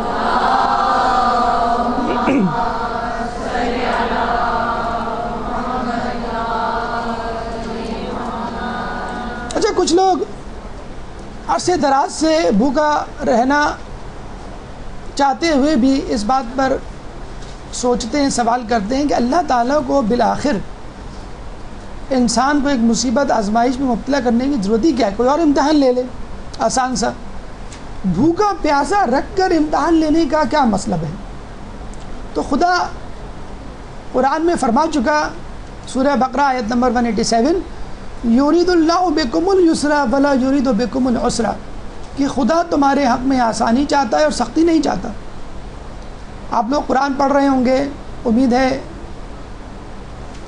کہ اس کے ترجمے اور تفسیر سے بھی استفادہ کر رہے ہوں گے۔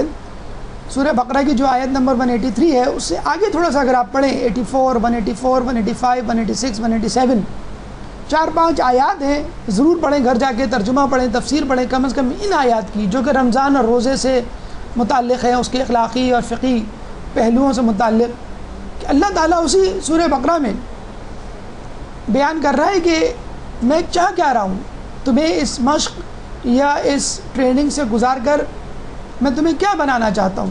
اللہ تعالیٰ آسانی چاہتا ہے، سختی نہیں چاہتا۔ اگر اللہ تعالیٰ سختی چاہتا تو سحری کی تاکید کیوں آتی؟ کیوں رسول کو کہنا پڑتا کہ ہمارے اور دیگر ادیان کے روزوں میں فرق سحری کا ہے؟ اور اگر اللہ تعالیٰ سختی چاہتا تو رسول کیوں کہتے کہ مومن کے لیے رمضان میں، روزے میں 2 خوشیاں ہیں؟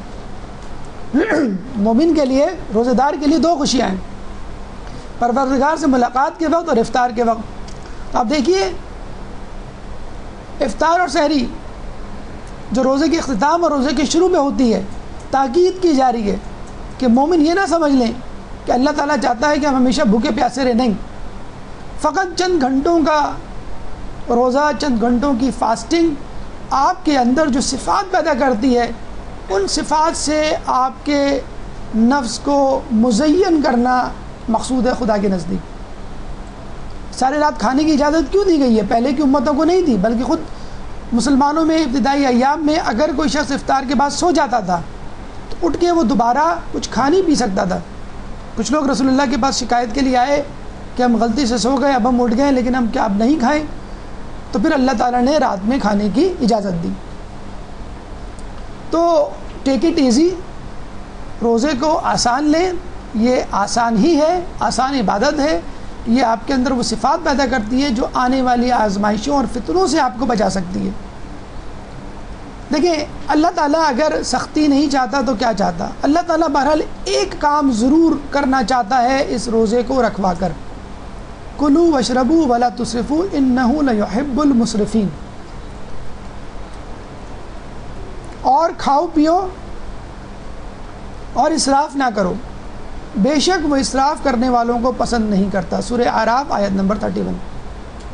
دیکھیں ایک بہت بڑا نقطہ اللہ تعالیٰ نے کھانے پینے کے حوالے سے ہمیں بتلا دیا کہ اصل ہدف، اصل ٹارگٹ اور اصل منزل ہے اسراف سے اجتناب۔ کھانے پینے سے اجتناب اصل مقصد نہیں ہے۔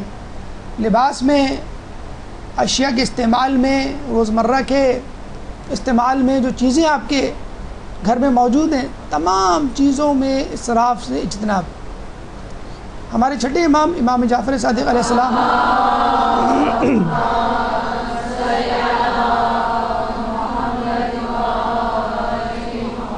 سے کسی نے پوچھا اسراف کیا ہے، تو امام نے فرمایا پانی پینے کے بعد گلاس میں کچھ پانی چھوڑ دینا بھی اسراف ہے۔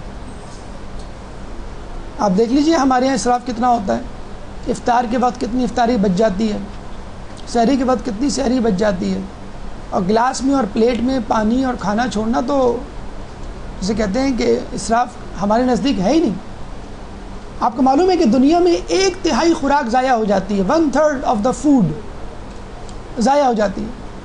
اس کا مطلب یہ ہوا کہ 1/3 آبادی کے برابر کی خوراک ضائع ہو جاتی ہے۔ دنیا کی آبادی تقریباً 6 ارب ہے، تو اس کا مطلب ہے وہ خوراک جو 2 ارب عوام کھا سکتی ہے اتنی خوراک ضائع ہو جاتی ہے۔ اور آپ کو معلوم ہے ہمیں کتنی خوراک کی اشد ضرورت ہے؟ دنیا میں 1 ارب لوگ بھوک میں مبتلا ہیں۔ اگر یہ 1/3 خوراک ضائع نہ ہو جو 2 ارب لوگوں کو کھلا سکتی ہے، 1 ارب لوگ کیوں بھوکے سوئیں؟ خود پاکستان کے حوالے سے کہا جاتا ہے کہ 60% لوگ وہ غذا نہیں کھا پا رہے جو ان کو کھانی چاہیے، نامناسب غذا پر ان کا اکتفا ہے۔ صرف امریکہ اور یورپ میں ایک فرد، ایک شخص سالانہ 100 کلو گرام خوراک ضائع کرتا ہے۔ سالانہ 365 دنوں میں ٹوٹل 1000 kg کو ڈیوائڈ کریں اور 365 ڈیز سے 280 گرام پر ڈے ملے گا۔ بریانی کی پلیٹ کتنے گرام کی ہوتی ہے؟ پلیٹ لوہے کی ہو تو زیادہ، لیکن فقط بریانی 250 گرام کی ہوتی ہے۔ 2 روٹی اور 1 سالن کی پلیٹ 250 گرام کی ہوتی ہے۔ تو یوں سمجھ لیجئے روزانہ 1 وقت کا کھانا امریکہ اور یورپ میں ضائع ہو رہا ہے۔ ہمیں ایک پیزا ہٹ میں کام کرنے والے شخص نے بتلایا کہ کراچی میں پیزا ہٹ کی ایک برانچ میں جو کچن کا گاربیج ہے وہ روزانہ 1200 روپے پر ڈے کے حساب سے بکتا ہے۔ 10 سال پہلے کی یہ پرائز ہے، اب تو کتنا بڑھ گیا ہوگا۔ اچھا گاربیج ہمارا وارا نہیں کہ جس میں آم کے چھلکے اور گٹھلیاں ہوں، کون سے گاربیج؟ اگر آپ نے پیزا کاٹا، 6 انچ کے ریڈیس کا پیزا کاٹنا ہے، 5 انچ 5.5 انچ کا کٹ گیا تو پورا پیزا اٹھا کے پھینک دیا جاتا ہے۔ تو یہ ہے وہ اسراف، یہ ہے وہ جسے کہتے ہیں کہ فضول خرچی کہ جو انسان اپنے خوراک میں برت رہا ہے۔ اور خوراک کیا، لباس، ابھی آپ نے سنا ہوگا کہ پرنسس مینڈیلین کی جو شادی کا جو جوڑا ہے وہ فقط 18 لاکھ پاؤنڈ کے برابر ہے، کہ جس کو دیکھنے کے لیے 18 پاؤنڈ کا ٹکٹ لگا ہے، 5 لاکھ غالباً ہے۔ تو یہ وہ انگلینڈ ہے کہ جہاں پر ابھی پچھلے دنوں اساتذہ نے ہڑتال کی ہوئی تھی کہ ہماری پینشن بڑھاؤ اور ہماری تنخواہ میں اضافہ کرو۔ تو انسان کھانوں پر ایک طرف، لباس پر ایک طرف اور دیگر اشیاء تعیشات میں اضافہ کر رہا ہے، لیکن دوسری طرف غریب عوام پس رہے ہیں۔ امریکہ میں 75% ٹیکس 1% عوام دیتی ہے. تو اس کا مطلب یہ ہوا کہ اگر پاکستان میں یہ ٹیکس دینے کا رواج ہو جائے یا امیر لوگ پابندی سے نیک نیتی سے اپنا خم صدقات خیرات فطرہ نکالتے رہیں تو نوبت نہیں آئے لوگوں کو بھوکا مرنے کی. اور یہ ان کے ہاتھ کا کمایا نہیں ہے. اگر آپ کے پاس اضافی پیسہ اضافی غذا اضافی سہولیات زندگی ہیں تو آپ گویا وکیل ہیں اللہ کی طرف سے غریبوں کے لیے. ان تک یہ مال پہنچانا ہے بجائے اس کے کہ آپ اس کو کوڑے کے ڈبے میں ڈال دیں.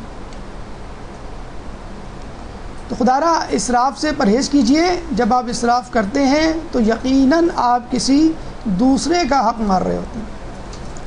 اچھا، روزہ رکھنا کیا فقط صحت کے لیے ضروری ہے، فائدہ مند ہے، مفید ہے؟ جی نہیں، فقط یہی نہیں. روزہ رکھنے سے آپ کے اندر جو نفس کو کنٹرول کرنے کی عادت پیدا ہوتی ہے، فقر و فاقہ کو سہنے کی جو عادت ہوتی ہے کہ جس کے لیے خداوند متعال فرماتا ہے الشیطان یعدکم الفقر ویامرکم بالفحشاء، شیطان تمہیں فقر سے ڈراتا ہے اور فحاشی کا حکم دیتا ہے. سورہ بقرہ آیت نمبر 268.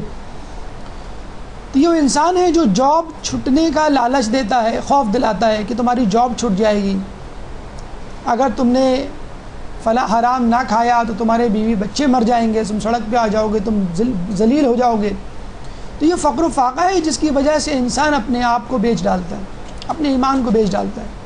تو اسی فقر و فاقہ سے بچنے کے لیے اللہ تعالیٰ آپ کو چند گھنٹے کی ٹریننگ دے رہا ہے. چند گھنٹے آپ کے فقر و فاقہ میں گزار رہا ہے کہ سب کچھ ہونے کے باوجود.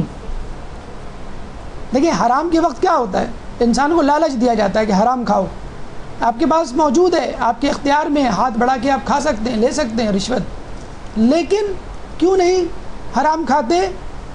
کہ آپ کو اپنے اوپر قابو ہے. تو رمضان کے دنوں میں جو آپ اپنے اوپر قابو رکھتے ہیں کہ میز پر، دسترخوان پر، فریج میں، کچن میں آپ کے سامنے کھانا موجود ہے لیکن آپ نہیں کھا رہے، کیوں؟ آپ نے ایک عہد کیا ہوا خداوند متعال سے. اسی طرح حرام کے لیے بھی ایک عہد کرے کہ میرے سامنے ہوگا، مجھے دیا بھی جائے گا تو بھی میں اس کی طرف نظر نہیں کروں گا. اتنی بری چیز ہے فقر و فاقہ کی، اس کے بارے میں مولا علی فرماتے ہیں اگر فقر کوئی شخص ہوتا تو میں اسے قتل کر دیتا. اور آپ کو معلوم ہے کہ دجال جب آئے گا تو اس کے بارے میں کہا جاتا ہے کہ وہ ایمان دے گا اور روٹی خریدے گا. دجال کے بارے میں کہا جاتا ہے کہ اس کے 2 ہتھیار ہوں گے، 2 ہتھیلیوں میں 2 فتنے ہوں گے، ایک موسیقی کے آلات اور دوسری طرف بے حجاب عورتیں. تو یاد رکھیے فقر و فاقہ انسان کو پہلے اپنی عزت بیچنے پر مجبور کرتا ہے اور اس کے بعد ایمان بیچنے پر. کہ اس سے پہلے کہ آپ پر فقر و فاقہ کی نوبت آئے اس کی پریکٹس ابھی سے کر لیجئے کہ اگر کبھی بے روزگاری کا سامنا کرنا پڑا اور کبھی حرام کھانے کا موقع آیا تو میں فقر و فاقہ برداشت کر لوں گا. مجھے عادت ہے روزے میں فقر و فاقہ برداشت کرنے کی کہ میرے سامنے چیز ہوا کرتی تھی، میرے سامنے کھانا ہوتا تھا اور میں نہیں چکھتا تھا، میں نہیں کھاتا تھا، کوئی نہیں ہوتا تھا میرے پاس. اسی طرح میں حرام کو بھی ہاتھ نہیں لگاؤں گا، حالانکہ میرے اختیار میں اسے کھا سکتا ہوں، میں اسے حاصل کر سکتا ہوں. تو یہ وہ فقر و فاقہ کی آزمائش ہے جس کے لیے اللہ تعالیٰ آپ کو رمضان میں روزہ رکھوا کے تیار کرتا ہے. اب آئیے ان روایات کی طرف جو روزے کے حوالے سے سائنسی نقطہ نگاہ سے ہمارے لیے امپورٹنٹ ہے. ایک درود پڑھ دیجیے محمد والے میں.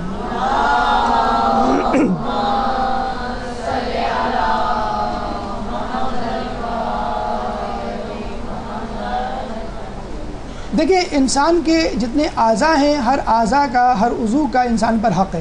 آنکھوں کا حق ہے، کانوں کا حق ہے، زبان کا حق ہے. اسی طرح شکم کا بھی انسان کے اوپر حق ہے. رسالۃ الحقوق نامی ایک کتاب ہے جو ہمارے چوتھے امام زین العابدین علیہ السلام کے مجموع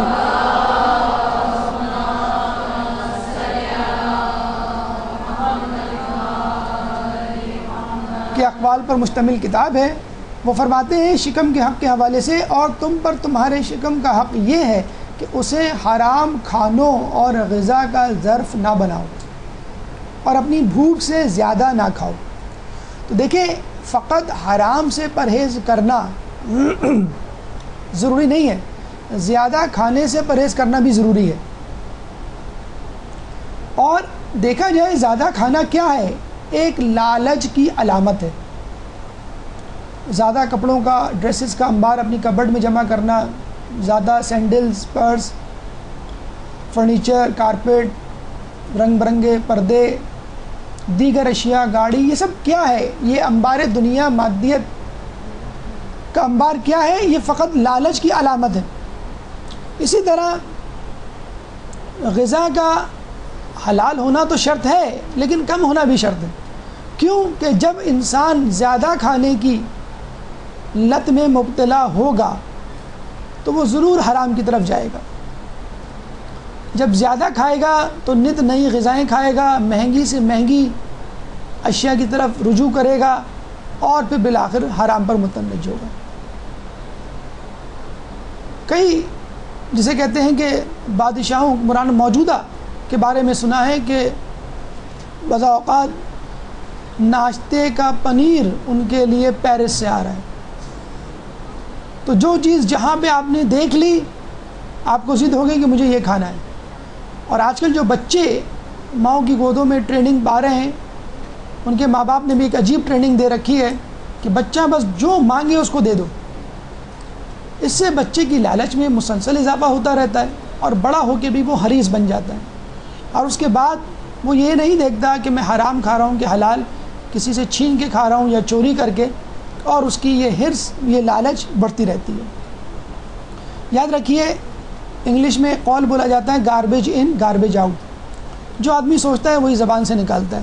بالکل اسی طرح آپ کے پیٹ میں جو جا رہا ہوتا ہے وہ اسی طرح آپ کے اعضاء و جوارح پر عمل کرتا ہے.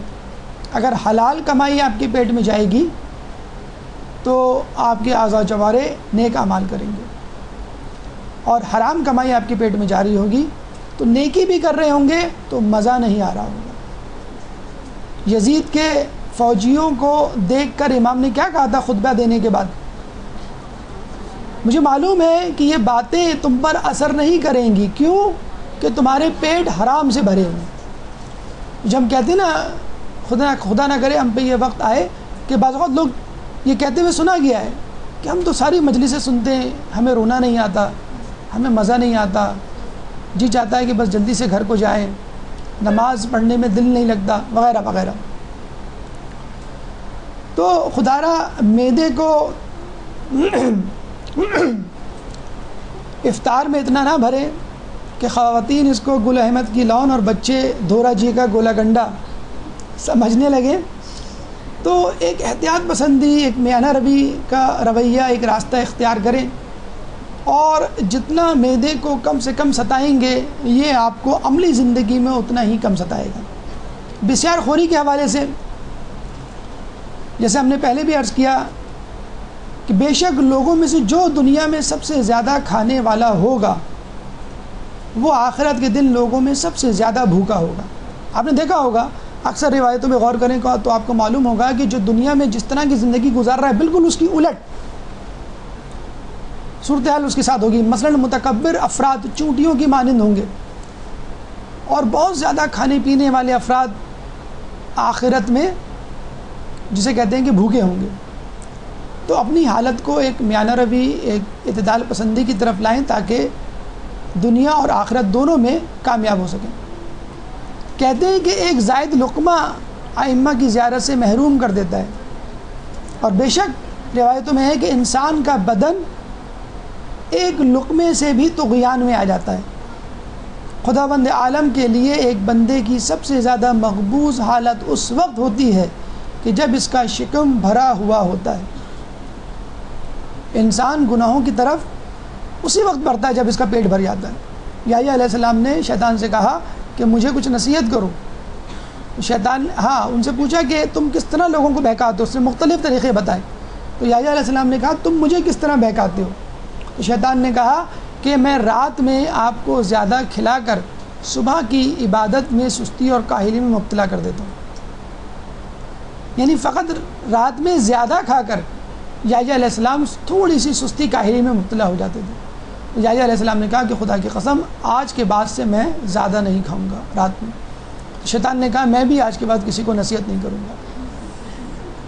تو یہ دیکھیے کہ ایک نبی اتنا زیادہ اپنی ڈائٹ کے بارے میں کانشیس ہے کہ میں اگر زیادہ کھا لوں گا تو عبادت میں سستی آ جائے گی. ایک ایڈوانٹیج ہے کہتے ہیں زیادہ کھانے والوں کو یا موٹے لوگوں کو کہ fat peoples are harder to kidnap, بڑی مشکل سے ان کو اغوا کیا جاتا ہے. اب ظاہر سی بات ہے شیطان کو اغوا کرنے کی ضرورت ہی نہیں ہے, تو میرا یار ہے. زیادہ کھانے والا, زیادہ سونے والا خدا کا دشمن ہوتا ہے. جو خدا کا دشمن ہوتا ہے وہ شیطان کا دوست ہوتا ہے. تو واقعی زیادہ کھانے والا جو ہے یا فیٹ پرسن جو ہے از ہارڈر ٹو کڈنیپ. اس کے مقابلے میں گھرسنگی یعنی کم کھانا, جس کی غذا کم ہوگی اس کا بدن سالم اور دل نورانی ہوگا, اور جس کی غذا زیادہ ہوگی اس کا بدن مریض اور دل سخت و پتھر ہوگا. یہ بھی ایک عجیب بات دیکھی گئی ہے. آج کل لوگوں میں شقی القلبی کیوں آتی جا رہی ہے؟ ٹی وی کی نیوز میں, اخباروں کی خبروں میں آپ نے دیکھا ہوگا عجیب لوگ جسے کہتے ہیں کہ پتھر دل ہوتے جا رہے ہیں. قتل و غارت, ٹارگٹ کلنگ, بم بلاسٹ. ایک وجہ یہ بھی ہے کہ زیادہ کھانا یا بسیار خوری اتنی عام ہو چکی ہے کہ لوگوں کے دل پتھر بن چکے ہیں. کوئی واقعہ آس پاس سرزد ہو جائے, کوئی غلطی ان سے ہو جائے, قرآن کی آیات و روایت بھی سنیں تو ان پہ کوئی اثر نہیں ہوتا. دل پتھر ہو جائے تو نصیحت پانی کی طرح اس پہ گرتی اور چکنی گڑھے کی طرح پھسل کر آگے بڑھ جاتی ہے. دیکھیں روزے کا ایک سنہری اصول جو حدیث کی صورت میں ہمارے پاس موجود ہے اور جس کی بنیاد پر آج کل دنیا بھر فاسٹنگ تھراپی, فاسٹنگ کلینک کھلے ہوئے ہیں, وہ ہے سومو تصحو, کہ روزہ رکھو اور صحت مند رہو.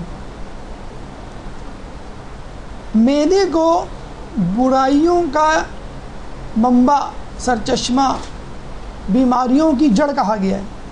اسی لیے روزے کو کہا گیا ہے کہ جو روزہ رکھے گا وہ صحت مند رہے گا. دوا کھانے والے کو, علاج کروانے والے کو, آپریشن کروانے والے کو, کسی کو نہیں کہا کہ صحت مند رہو. روزہ رکھو, یقیناً تم صحت مند رہو گے. کیوں کہ اصل مسئلے کی جڑ معدہ ہے. معدہ تمام بیماریوں کا گھر ہے اور روزہ بہترین دوا. ہم دوائیوں کے انبار اپنے گھر میں, اپنے شیلف میں, اپنی الماری میں لگا دیتے ہیں, اور اگر دیکھا جائے تو کم کھانا ہی اصل دوا ہے.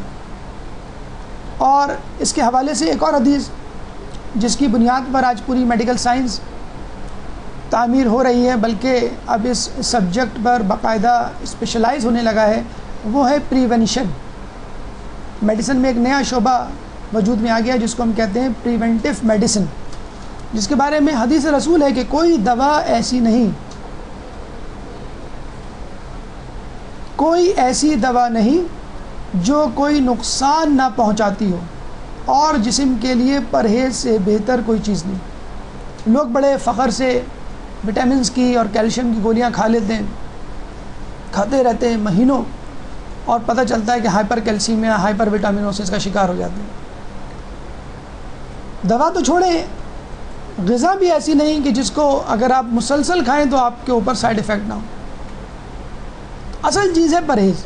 دوائیوں سے تو لازماً, واجباً پرہیز, اور غذا سے مستحباً.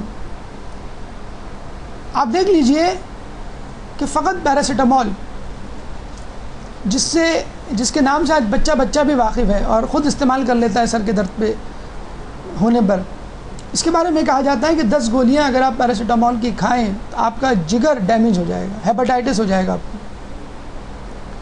اور 30 گولیاں کھائیں تو فنا فی النار تو نہیں, فنا فی الجنہ. تو اتنی خطرناک, اور یہ کہاں نہیں ملتی پیراسیٹامول. پاکستان میں تو ماشاءاللہ میڈیکل سٹور تو چھوڑ, پان کی دکانوں پہ مل جاتی ہے. تو ایک ایسی دوا جو بالکل ہی بے ضرر سی ہے, لوگ تو بڑے آرام سے جسے کہتے ہیں کہ اینٹی بایوٹک لے لیتے ہیں ڈاکٹر سے پوچھے بغیر. تو پیراسیٹامول تو آج کل چاول کی دانے بن گئی ہیں جسے کہتے ہیں. اس کے بارے میں کہ 10 گولیاں کھائیں تو لیور ڈیمیج, اور 30 گولیاں کھائیں تو آپ کا رینل فیلئر اور موت تک واقع ہو سکتی ہے. اسی لیے آپ کو یہ دلچسپ بات بتلاتے چلیں کہ انگلینڈ میں ایک دفعہ ڈاکٹروں نے ہڑتال کر دی. کہتے ہیں اس ہفتے انگلینڈ میں سب سے کم اموات ہوئی. پتہ چلا کہ لوگوں کی اموات بیماریوں سے زیادہ اس کے علاج سے ہوتی ہے. اور وہاں کے لوگوں کو ماشاءاللہ عادت بھی بہت ہے دوا کھانے کی، دوا استعمال کرنے کی، اور یہی مرض جو ہے دوا استعمال کرنے کا وہ پاکستان میں بھی عام ہوتا جا رہا ہے. تو کوشش کیجئے دوا کا کم سے کم استعمال ہو اور دوا کے ساتھ خود کھانے کا کم سے کم استعمال ہو. یہ بات کسی سائنس کے جرنل میں نہیں لکھی ہوئی، تفسیر نمونہ میں لکھی ہوئی ہے. کیا کہ ایٹم 90% خالی ہوتا ہے. ایٹم اندر سے 90% خالی ہوتا ہے. تو جب انسان غذا کھاتا ہے تو وہ 90% اسپیس بھی اپنے اندر ڈال رہا ہوتا ہے جو کہ کسی کام کی نہیں.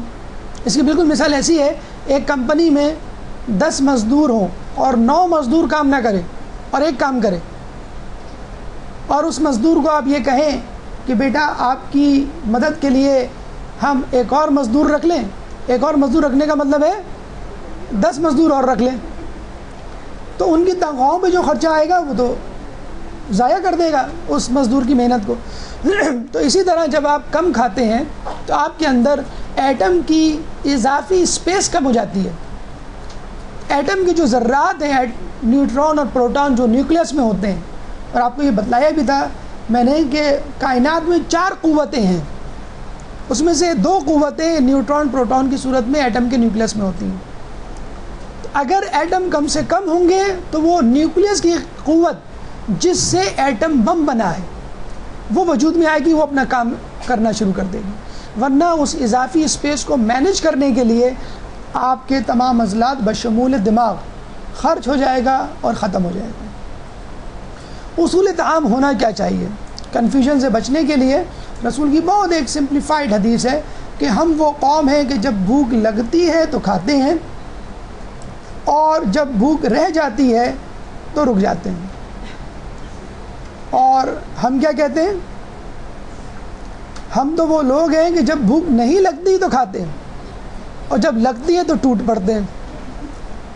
تو بڑے بوڑھے کیا، بچے کیا، ہر شخص کا منہ بکری کی طرح جگالی کرتا ہوا نظر آتا ہے.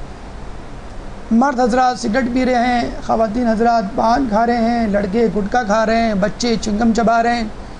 ہر شخص، اور چھوٹا بچہ وہ چسنی کی تلاش میں رہتا ہے. ہر شخص کو منہ میں کچھ چاہیے کہ میرا منہ چلتا رہے جسے کہتے ہیں. تو خدا را اپنے زبان کو، اپنے منہ کو بکری کی طرح جگالی کرنے سے پرہیز کیجیے. رمضان میں بھی کوشش کی، یہ اکثر نوٹ کیا گیا ہے کہ سحری سے افطار تک نہیں کھائیں گے اور اس کے بعد ہر گھنٹے کھائیں گے. افطار میں کھایا، نماز پڑھی، پھر کھایا، پھر نماز پڑھی، پھر تھوڑا سا جی چاہیا. مطلب عجیب جسے کہتے ہیں کہ جی چاہتا ہے کہ فریج کا دروازہ نکال کے رکھ دیں کہ بار بار کھولنا اور بند کرنا. تو بھئی یہ کہاں لکھا ہے؟ کس حدیث میں لکھا ہے کہ افطار تک نہ کھاؤ، افطار کے بعد بس مسلسل کھاتے رہو، مسلسل تمہارا منہ چلتا رہے. کبھی دہی بڑے کی جسے کہتے ہیں کہ رکابی کو ہٹائیں گے، کبھی جو ہے وہ کھجور کا ڈھکنا ہٹائیں گے، کبھی جو ہے وہ بھگونے کا دیگچی کا ڈھکنا کہ اس میں کیا پکائے. مطلب مسلسل عجیب و غریب صورتحال ہے. بھئی اب افطاری کے وقت کھا لیں، دیٹس اٹ، ختم. اب اپنا کام کریں، آپ کو جو کام کرنا ہے. ارے ہمارا کام یہی تو ہے، کھانا. افطار کے بعد یہی کام ہے ہمارا. تو خدا را کھانے کو ایک ڈگنیفائڈ جاب کے طور پہ کریں. ہر وقت کھانے کا عمل جو ہے وہ جانور، حیوان انجام دیتا ہے. اس کو جہاں ملتا ہے. کوے کو دیکھا ہے آپ نے؟ کبوتر کو دیکھا ہے آپ نے؟ آواز نکال کے او او او کر کے آپ دانہ ڈالتے ہیں، آ جائے گا وہ. ابھی کھا کے آیا ہوا کہیں سے. تو ہماری بھی یہی صورتحال ہے. ابھی افطار کر کے بیٹھے، دہی بڑے لا دوں آپ کے لیے؟ ہاں لا دو اگر بچے ہوئے ہیں. بچیں گے کہاں آپ سے؟ میں نے تو پہلے ہی نکال کے رکھ دیے تھے. پکوڑے پڑے ہوئے ہیں، ہاں ٹھیک ہے لا دو، کوئی مسئلہ نہیں، افطار کم کی تھی. کھانا ہاں لگا دینا، ابھی تو نہیں، ذرا 5 منٹ بعد، ابھی تو پیٹ بھرا ہوا ہے. تو یہ ہماری صورتحال ہے کہ عجیب و غریب واجب سمجھ لیا ہے کہ افطار کے بعد مسلسل. ہمارا ایک اسٹوڈنٹ ہوا کرتے تھے، سعودی عرب سے ان کا تعلق تھا، تو وہ بتاتے تھے کہ ہمارے یہاں ایک کمرہ فقط کھانے کا ہوتا تھا، پورا کمرہ. اس پورے کمرے میں دسترخوان بچھا ہوتا تھا اور وہ دسترخوان افطار سے لے کے سحری تک بچھا رہتا تھا. لوگ آتے تھے، بیٹھتے تھے، کھاتے تھے، چلے جاتے تھے، پھر آتے تھے، بیٹھتے تھے، چلے جاتے تھے، پھر آخر میں بیٹھے ہی رہ جاتے تھے. تو یہ صورتحال ہمارے یہاں بھی کچھ کم نہیں ہے. اکثر گھروں میں تو دیکھا گیا ہے افطار کا دسترخوان لگا ہوا ہے تو وہ لگا ہی رہے گا. وہ ایک آئے گا دسترخوان ہٹا کر اپنے مطلب کی چیز نکالے گا, پھر ایک بچہ آئے گا اس میں سے وہ اپنی چیز نکالے گا, میٹھی چیز, بڑے آگے دہی بڑے, مطلب وہ مسلسل جسے کہتے ہیں. اور آپ نوٹ کیجئے گا, ابھی تو رمضان گزرنے اچھا موقع ہے پریکٹس کرنے کا, بجائے اس کے کہ آپ افطار کے بعد مسلسل آدھے گھنٹے 1 گھنٹے کا جسے کہتے ہیں کہ جنک فوڈ یا اسنیک جسے کہتے ہیں, انگریزوں نے بھی اچھے نام رکھ لیے ہیں. اسنیک کا مطلب ہے جب بھی موقع ملے ہاتھ صاف کر دو, مطلب کھا لو, جب بھی اس کو کہتے ہیں اسنیک. تو یہ پیٹو پن ہے, اسنیک نہیں ہے. افطار کے وقت کھائیں, اور کھانے کا ہم آپ کو بتا چکے ہیں, اگر افطار کے ساتھ ہو جائے تو بہت اچھا, اور اگر نہیں ہے تو بہت کم. اس کے بعد خدارہ نہ کھائیں. اور یقین کیجئے اگر آپ چاہتے ہیں کہ روزے کے دوران جو روحانیت ہے وہ برقرار رہے, افطار میں جو کھا لیا سو کھا لیا, اس کے بعد آپ رات گئے سونے تک نہ کھائیں. اس کا ایک فائدہ تو یہ ہوگا کہ سحری میں بہت بھوک لگے گی, بلکہ بھوک کے مارے آنکھ کھلے گی. نماز شب بھی ہوگی انشاءاللہ بھرپور, اور سحری بھی مزیدار. آپ دیکھیے گا اگر آپ چاہتے ہیں, میں دوبارہ ریپیٹ کر دوں, اگر آپ چاہتے ہیں کہ روزے کے دوران جو تقوی کی کیفیت, روحانی کیفیت ہے آپ کے اندر وہ برقرار رہے, تو افطار کے بعد جو کھا لیا سو کھا لیا, اس کے بعد نہ کھائیں. وہی کیفیت, آپ کہیں گے سر اگر وہی کیفیت تو پھر افطار کی بھی کیا ضرورت, تو وہی کیفیت وہی روحانیت آپ اپنے اندر موجود کریں, کیونکہ خداوند تعالی چاہتا یہی ہے کہ آپ بار بار کے کھانے سے چھٹکارا پائیں, کم کھانے پہ توجہ دیں. اور پھر بار بار کھانے سے انصاف کی طرح یہی ہوگا کہ پاؤں میں بیڑیاں لگ جائیں گی, اور آپ کو قدم چلاتے ہوئے بھی لگے گا کہ میں خود ایک ایٹم بم بن چکا ہوں. کتنا کھانا, یہ میں نہیں, رسول اللہ عروج سعادہ میں ان کی حدیث موجود ہے.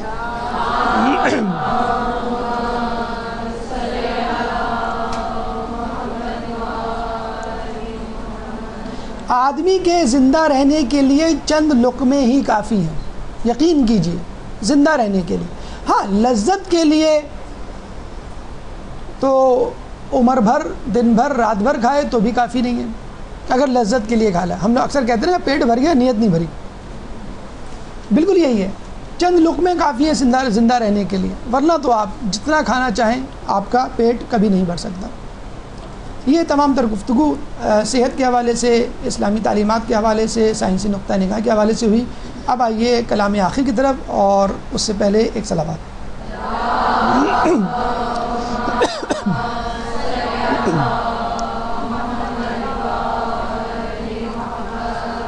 آپ نے نوٹ کیا ہوگا کہ افطار میں جب آپ ٹھنڈا شربت پیتے ہیں تو شربت کے اختتام پر چینی جو اس کی باٹم میں ہوتی ہے وہ آپ کے منہ کو لگتی ہے, اور چینی زیادتی کی سبب کڑوی سی محسوس ہوتی ہے. یعنی شربت تو اچھا لگتا ہے, لیکن آخر میں جو چینی اس کے پیندے میں رہ جاتی ہے اس کی وجہ سے آپ کا منہ جو ہے وہ کڑوا سا ہو جاتا ہے.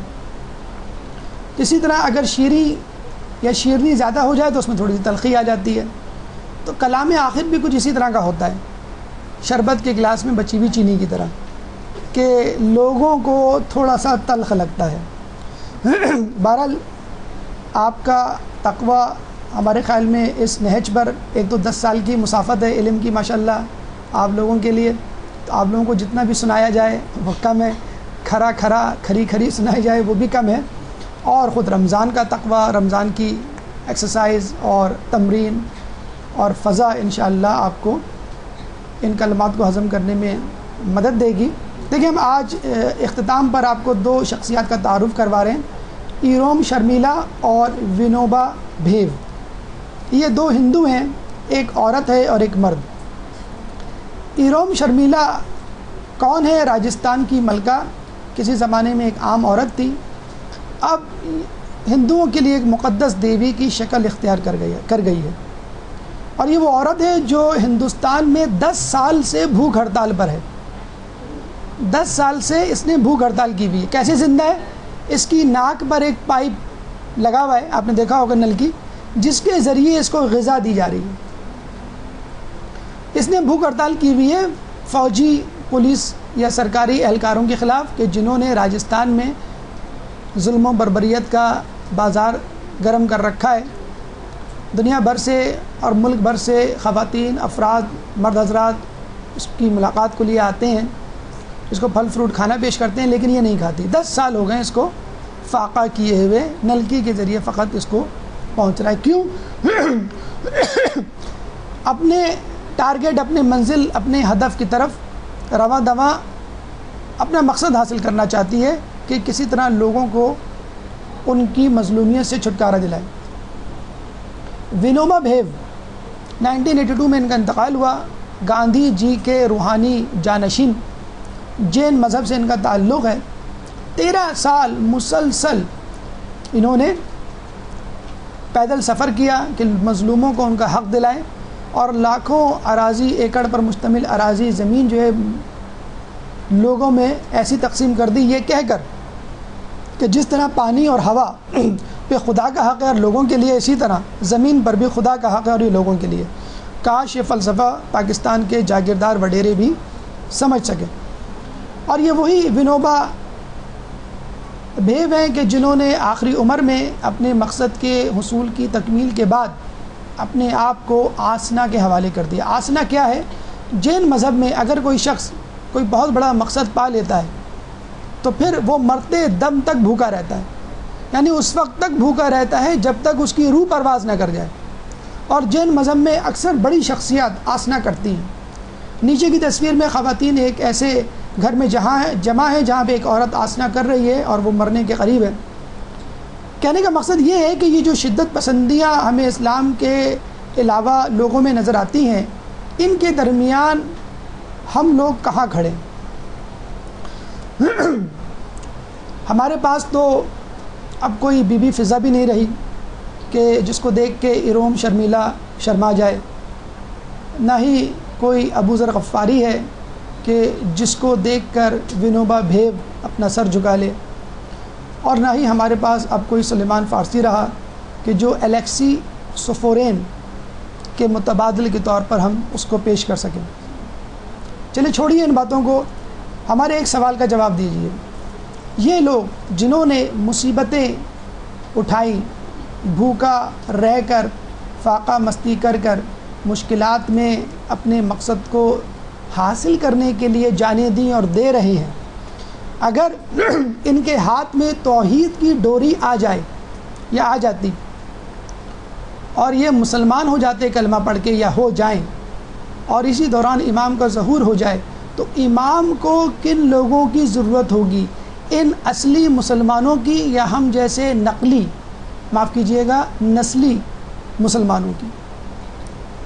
یہ یاد رہے کہ اللہ تعالیٰ نے اسلام کی زمام کار عربوں کو دی، اور جب ان کی غفلت اور لاپرواہی نے ان کو کہیں کا نہ چھوڑا تو اللہ تعالیٰ نے اسلام کی سربلندی کے لیے ملک فارس کی قوم کو چن لیا، کہ جس کے بارے میں یہ حدیث رسول آپ کے نظروں سے گزر چکی ہوگی کہ فارس والے عرب سے جنگ کریں گے جس طرح عرب والوں نے فارس والوں سے جنگ کی تھی. فرق یہ ہوگا کہ عربوں نے جنگ تنزیل قرآن کے لیے کی ہوگی اور فارس والے تعویل قرآن کے لیے جنگ کریں گے. جس طرح اللہ تعالیٰ عرب کی جگہ فارس والوں کو منتخب کر سکتا ہے، یہ بھی عین ممکن ہے کہ آپ کی غفلت اور لاپرواہی کو دیکھتے ہوئے آپ کی جگہ کسی اور کو منتخب کر لیں. جاگ جائیے اس سے پہلے کہ خانہ کعبہ کی نگہبانی کی کنجیاں آپ سے چھن کر کسی اور کے حوالے کر دی جائیں. ہے آیا یورش تاتار کے افسانے سے، پاسباں مل گئے کعبے کو صنم خانے سے. ہمارے دروس کا اختتام یہاں پر ہوتا ہے. اس سے پہلے کہ ہم آپ سے سوالات کا آغاز کریں، ایک چھوٹی سی کلپ آپ کو دکھانا چاہیں گے کہ جس میں آپ کو اندازہ ہوگا کہ کس طرح اور کتنا ظہور امام زمانہ کا وقت قریب ہے.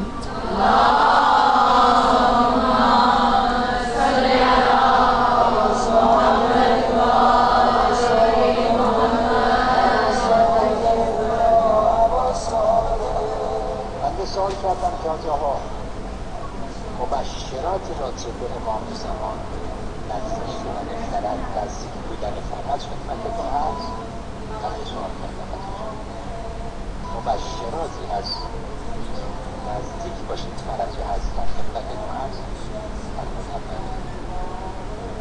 بهشون عرض کردم که ایشون بفرمایید فرمودم من یک دوستی دارم تشرف محضر حضرت دارم آیت الله بهجت من یک دوستی دارم تشرف محضر حضرت من آمد محضر ما یہ آیت اللہ بہجت واقعہ سنا رہے ہیں اپنے دوست کے حوالے سے کہ اس نے امام زمانے سے پوچھا کہ ظہور کب ہوگا.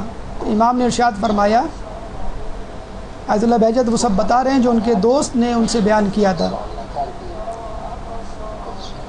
میرے دوست نے کہا ہاں میں نے امام زمانہ سے پوچھا تھا یا ابن رسول اللہ آپ کا ظہور کب ہوگا, یا ابن رسول اللہ آپ کا ظہور کب ہوگا. امام زمانہ نے فرمایا میرا ظہور نزدیک ہے. میں نے پوچھا یا ابن رسول اللہ کیا میں آپ کے زمانے کو دیکھوں گا. امام نے فرمایا تم نہیں, تم سے بوڑھے افراد بھی میرے ظہور کو درک کر لیں گے, تم سے زیادہ بزرگ درک اور بوڑھے افراد بھی.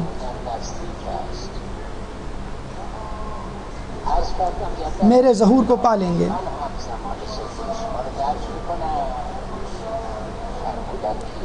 آیت اللہ بہجت کے وہ دوست جنہوں نے اس واقعے کو بیان کیا فرماتے ہیں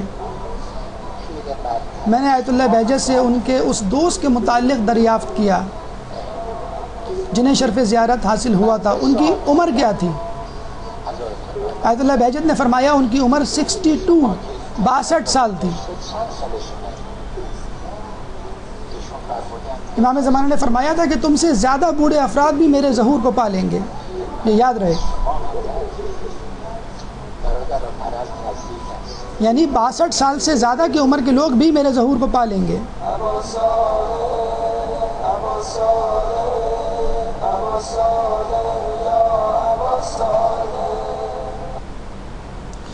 اللہ تعالیٰ سے دعا ہے کہ ہمیں امام زمانہ کے ظہور کی تیاری کرنے کی توفیق عطا فرما, ان کے ظہور میں تعجیل فرما اور ہمیں ان کے جانثاروں میں شامل فرما. کوئی سوال